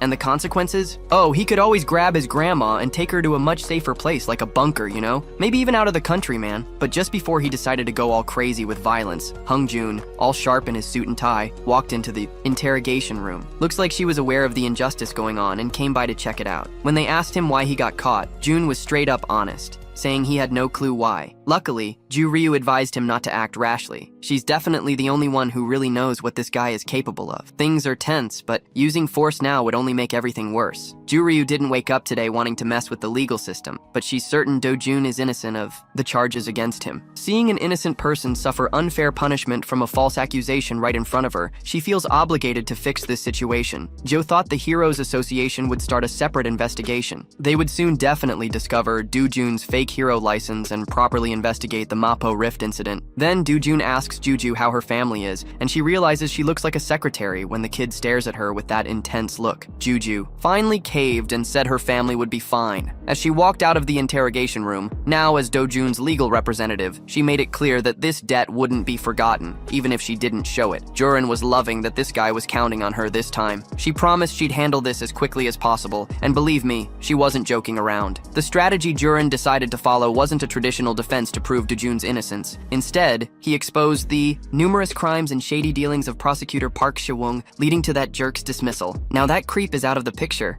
The investigation went as smooth as silk. His dojo was finally cleared of any wrongdoing related to the suspicious activities and other recent cases. But, of course, he didn't get off completely scot-free, as expected. The investigation continued, and confirmed he had used a fake hero license, but thanks to a solid defense, he managed to walk away with just probation. On their way back home, the radio crackled with news of some unknown monster attacking everyone. The creature was described as a mantis-like beast, about 5 feet tall, with bizarre eyes and a leaping ability that could send chills down anyone's spine. In that moment, he realized the creature was a Makazian and nearly lost control of the car when he heard the name. Information about these newly discovered monsters is super classified, tightly held by the association. They only know it's a Makazian because, well, they've got a true rank S hero. I mean, monsters don't just get named out of nowhere by some random nobody. After taking down the creature, it drops magical stones filled with condensed energy and unique info. If you analyze that data, you can learn a lot about the monster and even its real name. Nowadays, they use science and technology for that analysis, unlike the other side of the world, which relied on magic. In other words, our hero is pretty familiar with monsters from both worlds and knows their names and everything about them, as if they were childhood friends. He nonchalantly mentioned that Makazians can be easily controlled with the fluid from a red flower ant. That fluid is harmless to humans, but acts as a paralytic toxin for those Martians. Just spray it on the pest and they freeze right up. That's when things got serious for a moment. Every move he made just deepened the mystery. Who exactly is his dojo? No matter how much she pushed, the dojo never revealed its true identity. In reality, his mind was wandering somewhere else, plotting a plan to avoid future headaches. The only solution he could think of was, get that damn Hong out of the meeting. Speaking of which, Director Hong is on edge, nervously biting her nails, full of anxiety. She's racking her brain trying to come up with new plans against her husband's bastard son. And with someone like that in the mix, the pressure's just skyrocketing. The director's assistant hasn't been much help, poor guy. Even after exhausting all options, they can't figure out what kind of connection this S-rank hero has with that guy. If they make one wrong move and offend someone like him, not all the money in the world will save their skins. More importantly, Hong Jong-hyun was shocked by the prosecutor's report, which said he flipped. Jong-hyun registered as a regular citizen, not as a hero in the tests. So, based on everything they know, the kid's somehow become visible, like he's hit something sinister. Maybe he has some ability to trick hero detectors, who knows? Hank Helju is losing money with this crusade of hers, and all her team can offer are just guesses. Furious, she finally decided to call that damn Hank. Kang came back with an offer of 20 billion, no 30 billion Korean won, on the table to settle this once and for all. When he got the call from the bastard, he immediately demanded double what she offered to sort this out. Even her subordinates thought it was ridiculous to ask for 60 billion for a job that should be straightforward. This guy might be the son of a good mother, but he's a damn clever one. He figured out that Hong didn't have many options left and that there was no information or alternatives besides this. And let's be real, her company makes so much that 60 billion less wouldn't even matter. And then there's Jumyu in the mix. So with Kang and Uppiu risking it against another S-rank hero, doubling the initial offer actually seems reasonable to him. The subordinate agreed that Jumyu is indeed a dangerous opponent. So, hearing his employee praise the S-rank really bruised Kang and Uppiu's egos. He cursed at the subordinate. It was like an insult to his fighting skills, going up against someone like him, who thought he could take that girl down in less than a few minutes. So our hero, the subordinate, was under serious pressure trying to calm the boss down. Then, out of nowhere, Yang Pyo switched topics, talking about his issues with the Heroes Association. He was also on a negotiation mission as Korea's representative to tackle the bug problem, you know? But the association had already announced they were going to pick heroes to send out to the public. It was like they were making things tough for everyone. A villain thought the association was worse than the criminals themselves, and the operation was set to go down in 3 days. Time was running out. South Korea was going to send its best heroes. At least Yong Pyo had a meeting lined up with some guy named Takashi. All this time, the weakness of the monkey-like creatures was still a total mystery. Being the first to figure that out would get anyone, and good with the crowd. And speaking of these monkey creatures, those bugs were spreading everywhere. The British heroes were in the fight too, trying to hold back that relentless invasion of the giant creatures. They had put together a decent team of heroes, but you get the idea, right? They were using blades like crazy. The frontline fighters were giving it their all to deal with the one giant monkey that was terrorizing everyone. This praying mantis was fast and immortal, taking out slow heroes with a single hit. But of course, the heroes weren't going to take that lying down and went on the offensive. The group looked pretty badass, like a formation you wouldn't want to mess with. Some of them used magic, trying to tear apart the insect's heavy skeleton, while others charged in, smashing it and spraying its blood all over the streets. With all of that, they finally took down their first monkey creature. And just to make sure the thing wouldn't come back to life or pull some crazy stunt, they stylishly chopped its head off. The heroes scored a victory, but man, just one monster wiped them all out. And to make matters worse, a few more monkey creatures showed up to deliver the final blow. In that exhausted night, the best heroes of the kingdom met a brutal slaughter. These guys gave it their all to stop the inevitable, but there wasn't even clear intel. They were completely at the mercy of the enemies. The monkeys were a real pain, and they were advancing southward. There were about 60 kilometers between those bugs and the capital, while the monkeys were one step away from wiping the capital off the map. A rain of shiny junk fell from the sky, and when that stuff hit the bugs, they started convulsing and feeling excruciating pain. After struggling for a few seconds to hold the line, the monkeys began to fall one by one. In the sky, the source of the rain turned out to be a helicopter observing Luva Adeos' army from a distance. The heroes from Korea and Japan formed a true cavalry, each one shocked by a simple solution proposed by Junjun that worked immediately. Next to Junjun, our hero Kang and Pew couldn't believe their eyes, suddenly snapping everyone out. Of their days, Junjun yelled for everyone to jump out of the helicopter and finish the job. Then, with newfound respect for that S-rank heroine from Korea, the cavalry began descending toward the ground. Days after that mission, the whole world heard about what went down in the kingdom and who really shined. So back in Korea, the media and chatterbugs flooded the airport. Everyone was buzzing to see the national pride, and reporters were itching to land an exclusive. On July 1st, she, the Hunt Queen, found the monkey's weakness and led the charge to the end. It was her who saved a nation from despair. Rumor has it that before the departure, there was even a celebration from the royal family for all the heroism. As Ju Ryu finally set foot in the airport, it turned into a flash and applause festival. Like a true celebrity, she was already used to it. A long time ago, even for Ju Ryu, that kind of reception was one for the books. What about Kangero?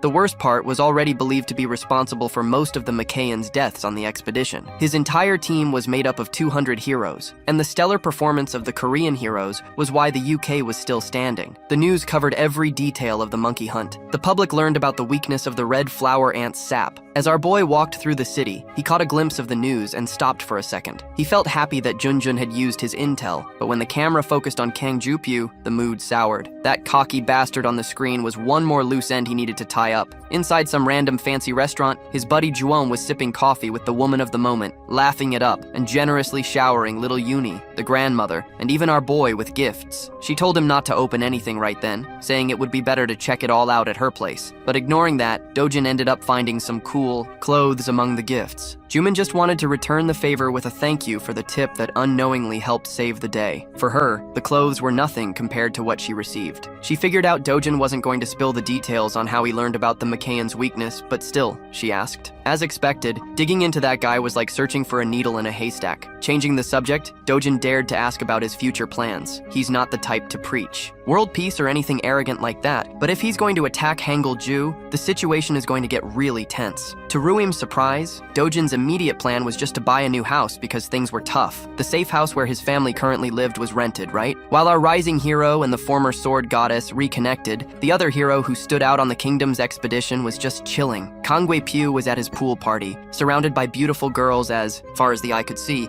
but that scumbag can't stop thinking about Jujitsu, the girl he's got his eye on. He's starting to think it's weird that she won't say how she figured out the weakness of those disgusting bugs on the flight back to Korea. And some guy even tried to bait her to see if he could pry any info about her Dojin out of her. He claimed Jurian was the hero when Dojin got involved with a corrupt prosecutor, which was pretty intense. Plus, she was also there when Kangsu got torn apart. Knowing some guy was trying to provoke her, Jurian quickly shot down that idiot who started all the trouble. Before this encounter, he even tried to off Dojin and totally failed. And this guy, with a creepy smile, just nodded along. He also blamed his cousin for being blinded by dirty money. But hey, Uncle Yu is still your favorite cousin, right? He can always use that family tie as an excuse to get back at your Dojin. For a moment, Junyu almost got caught up in the game and revealed some emotion in front of this dude. She quickly distanced herself from the drama and said she wasn't going to interfere if anything happened. Clueless, the guy was floating in the idea that she really had a closer connection with Dojin. Ignoring him for the rest of the flight, Junryo put on her sleep mask and took a nap.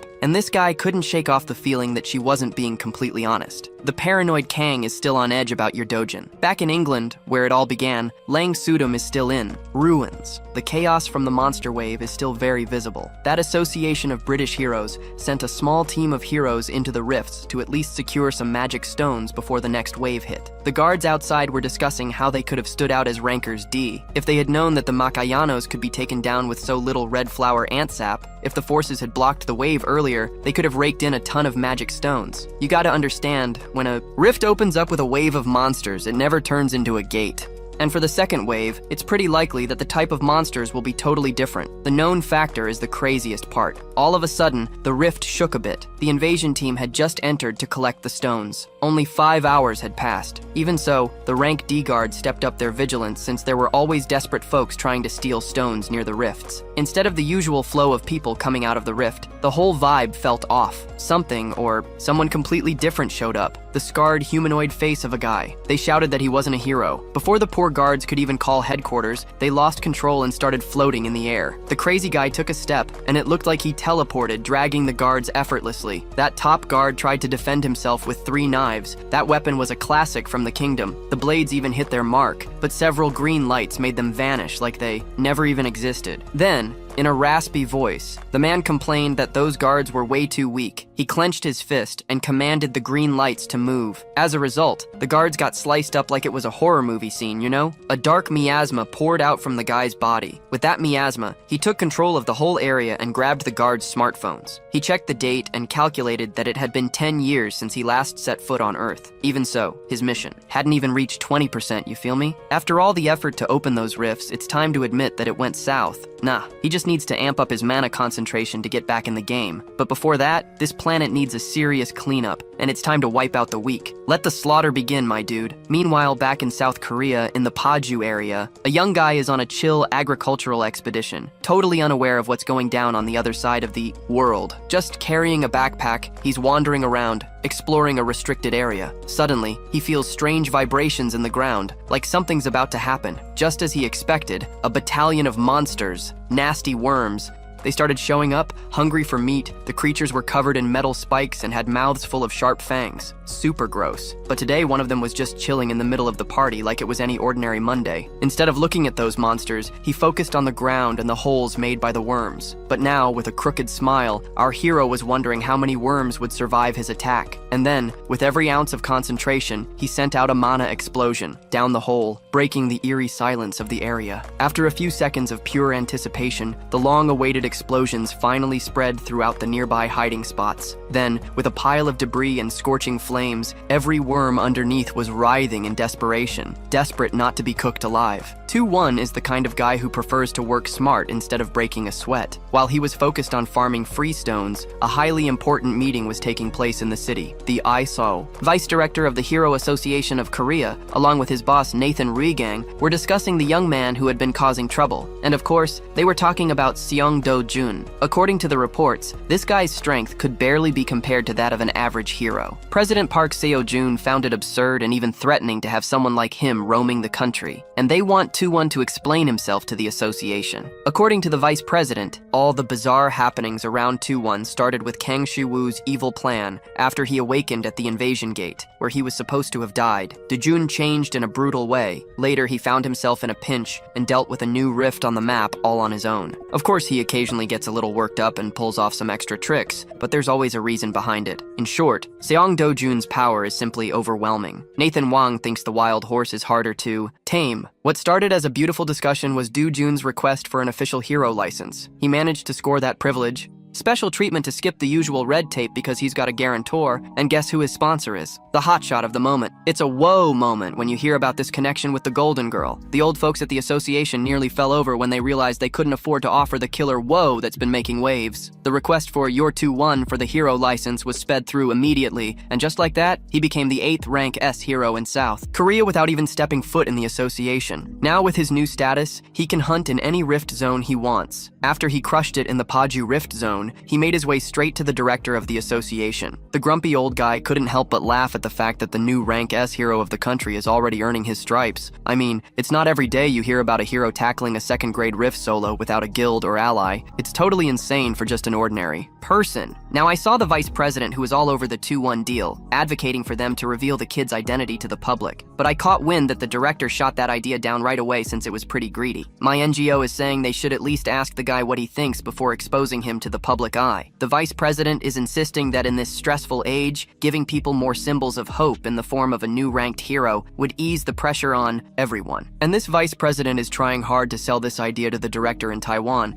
but the old man prefers to play it safe and wants to meet the young hero in person before making any decisions. Speaking of him, Toyota Jun is on a rampage of mass worm killings. When he's not unleashing mana explosions, he's resorting to good old-fashioned brute strength. As he slices through a poor worm, other monsters are already swarming him. While it's a challenge for regular heroes, his moves are more predictable than school drama. With his arms powered by blazing mana, he swung a hit that burned and decapitated a dozen worms in one go. My dude, are you out of your mind? He landed back on the ground, surrounded by a pile of dead worm carcasses. It all went down around him. 2-1 positioned himself atop the pile of corpses, flexing his power like a true rank S. His hands were still burning from the side effects of the technique. He let out a sigh and waved his hand to extinguish the remaining flames. As expected, the mana consumption rate from hunting high-level worm monsters was no joke. To tackle this issue, his dojin decided it was time to find a suitable weapon. Of course, the ideal place to score some gear was the Gazan Hero complex. 2-1 picked a low-key shop. When he walked in, a beaten-up guy was behind the counter playing on his phone to pass the time. The bell over the door jingled, but the guy didn't even bother looking up to see who entered. He just asked if the customer had a reservation. Dojin ignored the lazy question and tossed his backpack on the counter, asking him to make a weapon from the materials he brought. The guy got annoyed, saying he doesn't serve walk-ins. Dude, this guy is so lazy. No doubt Dojin had already been turned away from every shop on the street, all of which were fully booked. This was the only place that picked up his call, yet here this guy was, refusing to help. He just wanted to keep playing on his phone, totally ignoring everyone.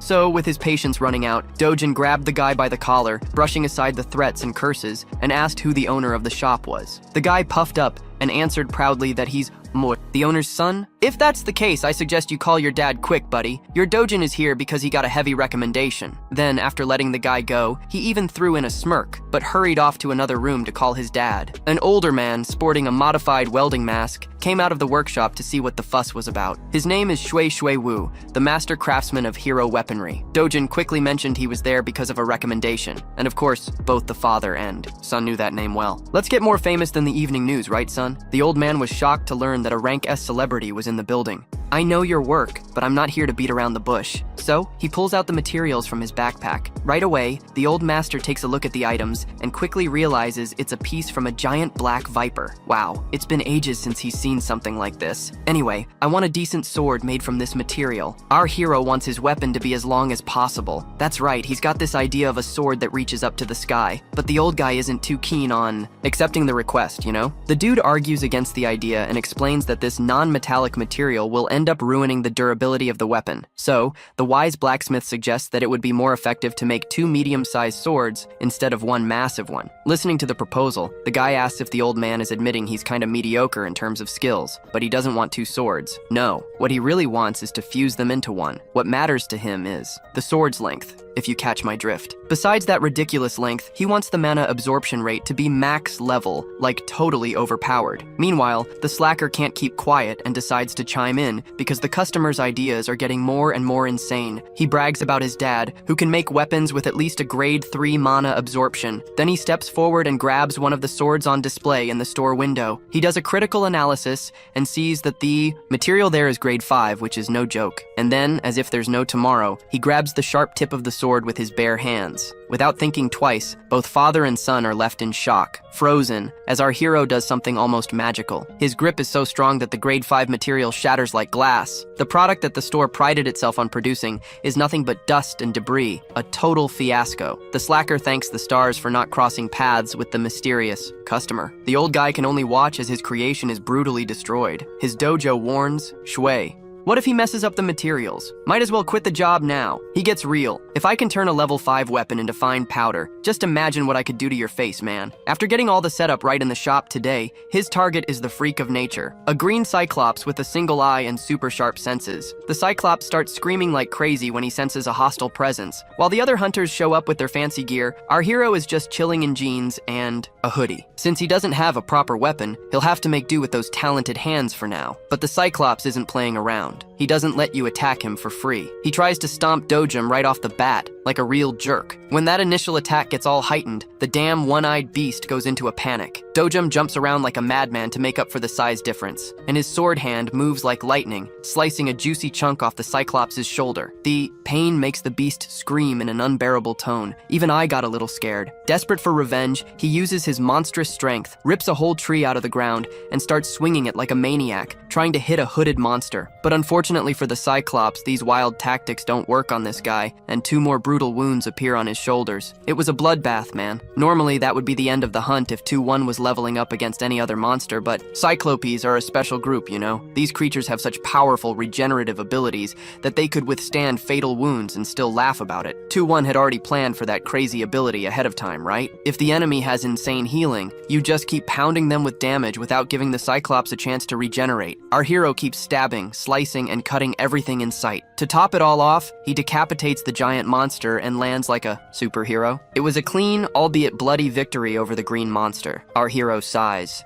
Feeling a bit tired these days, keeping a mana sword active for too long is still pretty demanding and inefficient. He grabs his bag and sorts out a jar. Then he dips that jar into one of the grotesque wounds he inflicted on the Cyclops, like he's getting some fruit juice. Man, that was exactly the goal of today's expedition, to snag some of that top-tier Cyclops blood. He returned to the Hero District at sunset, and as usual, the bum was chilling at the counter. He tossed the jar of blood without saying a word, and told Daddy's boy to take it to his dad. With that, the 2 black viper fangs could be fused without any hassle. After giving this brief explanation, he refused to say anything else and left the shop. All the basic materials for the weapon plan were already gathered, but he wanted a higher mana absorption rate and needed 1 more ingredient. And guess what? There's only one place on Earth to find it. While he was mapping everything to track down that secret ingredient, his S-rank colleague was taking an important phone call, and Juju was enjoying a relaxing vacation when she answered the call and heard "My Brazil" mentioned. Could it be Trump? A bright sun was reflecting off the water just right, but she couldn't even enjoy it because the call was super serious. After a mission in Europe, the Korean Association decided to send its heroes to Brazil, which means the Brazilian government and association gave up on dealing with the rift zones on their own. From what Young Jinju knows, Brazilian monsters are nasty and incredibly fierce, but the drop rate for magical stones is extremely high. With big money at stake, the Cleon Guild is getting in on it too. She even insisted that Jum take the mission and go with that friend she saw recently. Jum keeps thinking it must be the 8th S-rank hero in the country, the same one she met in the dungeon, and Ju is totally on board with this love that's blossoming. She thinks it's romantic that these 2 superpowered people went after a Caesarian together, just the 2 of them. After a lot of tears and drama, Rinju finally manages to get her friend to agree to the mission in Brazil. But like, she has no clue if that guy is actually gonna show up. So back at the little shop in the Gazan Hero Complex, our hero, old Shoyo, is just standing there staring at his own creation with that sparkle in his eyes. Like, damn, look what I made. And this dude never, in his wildest dreams, thought non-metal materials could be melted and fused with Cyclops blood. Now he's really stepping his game up. If it weren't for this kid who popped up out of nowhere, he wouldn't have even discovered. Such a bizarre technique. Now old Shoyo could make a sword as long as the dojo wanted. The sword is coming in hot! Woohoo! He even considered a maximum length of about 180 centimeters. Just think about that reach, man. If the dojo and the protagonist want a 2-handed blade, but with an adjustable handle for 1-handed swings too, this guy's clever, you know? He's thinking something that weighs around 5 kilograms. Just to give you an idea, during a tense moment, old Shoyo was surprised to see that the tough kid from yesterday was being super polite. Like, what happened, man? The kid's even got manners. Go figure, maybe that weapon really is important to him, right? But old Shoyo chimed in, 5 kilos would be a hell of a weight to swing with one hand. And it's not like he would just swing it once or twice. It would be intense. But the kid didn't care, and he knows what specs he wants. He won't mess around. The old pro estimated that the crafting process would take at least a month, and mentioned that the mana absorption rate should hit level 7. But the kid wasn't satisfied. Level 7? What the hell, man? That level can't handle the full power he wanted. And being a good warrior, our hero really needed a final boost. A special ingredient. So Jojo, in the vibe, headed for the door and told the old man to just shape it up for now. He made it clear that the mana absorption upgrade could wait until he got the rest of the materials. Shoyo was pretty experienced already. Having an idea of what material the kid was thinking about, he even shuddered and picked up on it.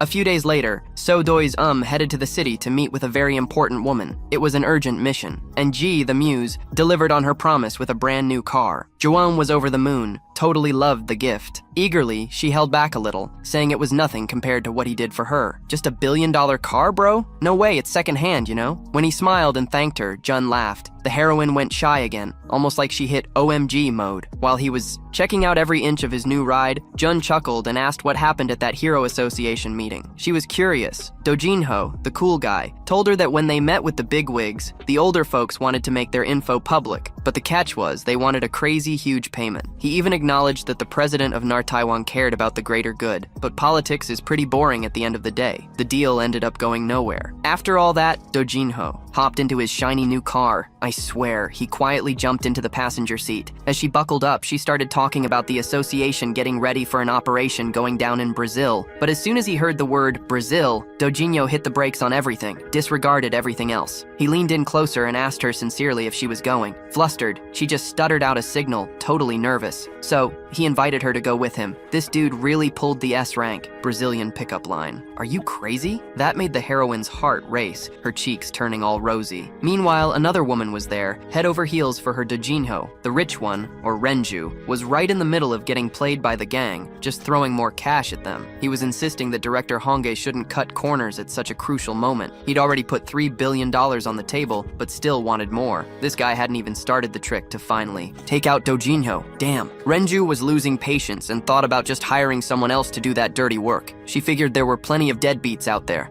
Who would do this gig just for the cash without questioning it? Kang just laughed at her ignorance. He threw in some free tips. This guy had just found out that his dojin became the newest S-ranker in the country. Crazy, right? He even said they were practically pals. What a wild ride, man. Director Hong couldn't believe that the kid she had sent away from the family turned into a superhuman. And that guy Hong Pyu, he even put up a bunch of his own money to secure that info. If Hong Reju doesn't want to believe it, he should just wait until his dojin climbs that tower and knocks some sense into her. So, with panic setting in, Director Wrong blocked Pugh, trying to keep him in check. She was losing it and terrified for her life. This crazy woman promised to pay whatever it took just to get to the bottom of things with the game. Kang just smiled and told her he changed his mind. Instead of more cash, he'd rather have a stronger business relationship with the director down the line, if you know what I mean. But at this point, Hong Reiju would accept any form of payment. That's when he got a super important text. It looks like the heavens are giving this cursed woman a boost. The perfect chance to take down Heaven 2 just popped up. A few days later, the nation was in a frenzy over the news of a new international expedition for the country's heroes. All the S-rankers who accepted the mission were now on board a private luxury jet. Feeling the buzz on social media, everyone was pumped to see the 5 S-rankers saving a country on the brink of destruction. How wild is that? Some Korean users were bursting with pride, feeling like kings. One of the S-rankers was Jong Seon-ho, who brought his group to the top all by himself, and he only takes missions when there's cash on the line. Then there's Park, whose guild vanished. The money he could make on this expedition is crucial, you know? And Ju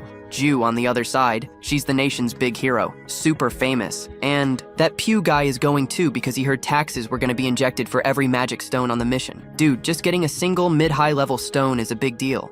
This could change the life of any regular person. While the other S ranks were getting all the praise and buzz online, this one figure generated more questions than rumors. His 2-in-1 was seen as a rookie making his debut on the international scene. Pretty basic, you know? Nothing crazy, right? With 5 top-tier heroes, Brazil is about to heat up and things are about to get real. After a long flight with no drama, the group finally landed in Sao Paulo, Brazil. The Brazilian Heroes Association gathered to discuss how things would go down. These guys are excited to welcome the famous Korean expedition team, and they're the quickest to respond compared to all the countries that asked for help. Some S ranks didn't even check in at hotels before jumping into action right away, but the background players were worried that the Koreans might uncover something they were trying to keep under wraps. You can't keep a secret forever, right? So they just needed to make sure everything was under total control until the collaboration was done. Brazil's national treasure of a hero, Moraes, was taken out by some unknown entity. It was a brutal way to go out, man. And it wasn't even by a monster. His black box definitely showed a human murder method, and no one knows what really went down near that Santarem rift. Meanwhile, the Korean team was getting a solid briefing on their action plan while everyone was on edge. Rio de Janeiro was messaging, looking for Jerome crew. Turns out the dude stuck on the plane and took a connecting flight to a slightly further destination. He was heading toward the rift in Goiás. Jury can't hide her worry. She just found out the guy's going to the weirdest rift alone. That team will undergo a 2-day local adaptation before being sent to the rift zones they signed up for. After the whole briefing, Jury didn't stick around any longer and jumped into a cab. Then, Kangeiro Pugh followed her to ask where she was headed. Since they weren't supposed to move yet, just to shake off the annoying guy, she said she was heading to Goiás for a bit, and one of the two found that pretty suspicious. The Brazilian Association made it very clear that the dangers there were extremely high. In the Rift Zone, near Goiânia, it turned into a barren desert. You know, Rio de Janeiro and the Cleon Guild teamed up with their dojo to camp out for the mission he had planned, but they rushed over to this abandoned place. One of the two asked why they were in such a hurry, and then the other one said they were late. Man, it felt like they were bickering like an old married couple. Tired of the questions, Jim finally mentioned that he was going after the Blue Croc. Wow, that was a pretty disappointing answer. Totally let down by his nonchalance, Joru reminded him he was 3 years older and demanded more respect. While they were sorting this out, the Cleon Guild just chilled, watching. The guild leader, Riju, had never met anyone brave enough to boss Joru around. As they ventured deeper into the Rift Zone, some members of the Cleon Guild hesitated to move forward without a plan, but having one of the two in the team gave them confidence. You can't deny her skills, but it seemed like the rookie was in charge. While the others were skeptical about the guy leading the way, those who had been on the previous raid into the dungeon trusted the novice to lead. Confused and a little worried, DM Rio wanted to know if Dojo 1 was planning to close the rift. He refused to have such an ambitious goal. They were just after materials to make the most of that barrier. After a bit more calm walking, they finally came across the first barrier. The Cleon Guild is packed with talented hackers, so each one sent their messages skillfully. Their hierarchy was clear, with concise calls to deal with the unexpected enemies, but the Blue Crocs blocking their progress were way more monstrous up close than in the pictures. All they could do was defend themselves. Things were getting a lot more dangerous with the whole group standing still. Finally, Sky, one of the two, moved.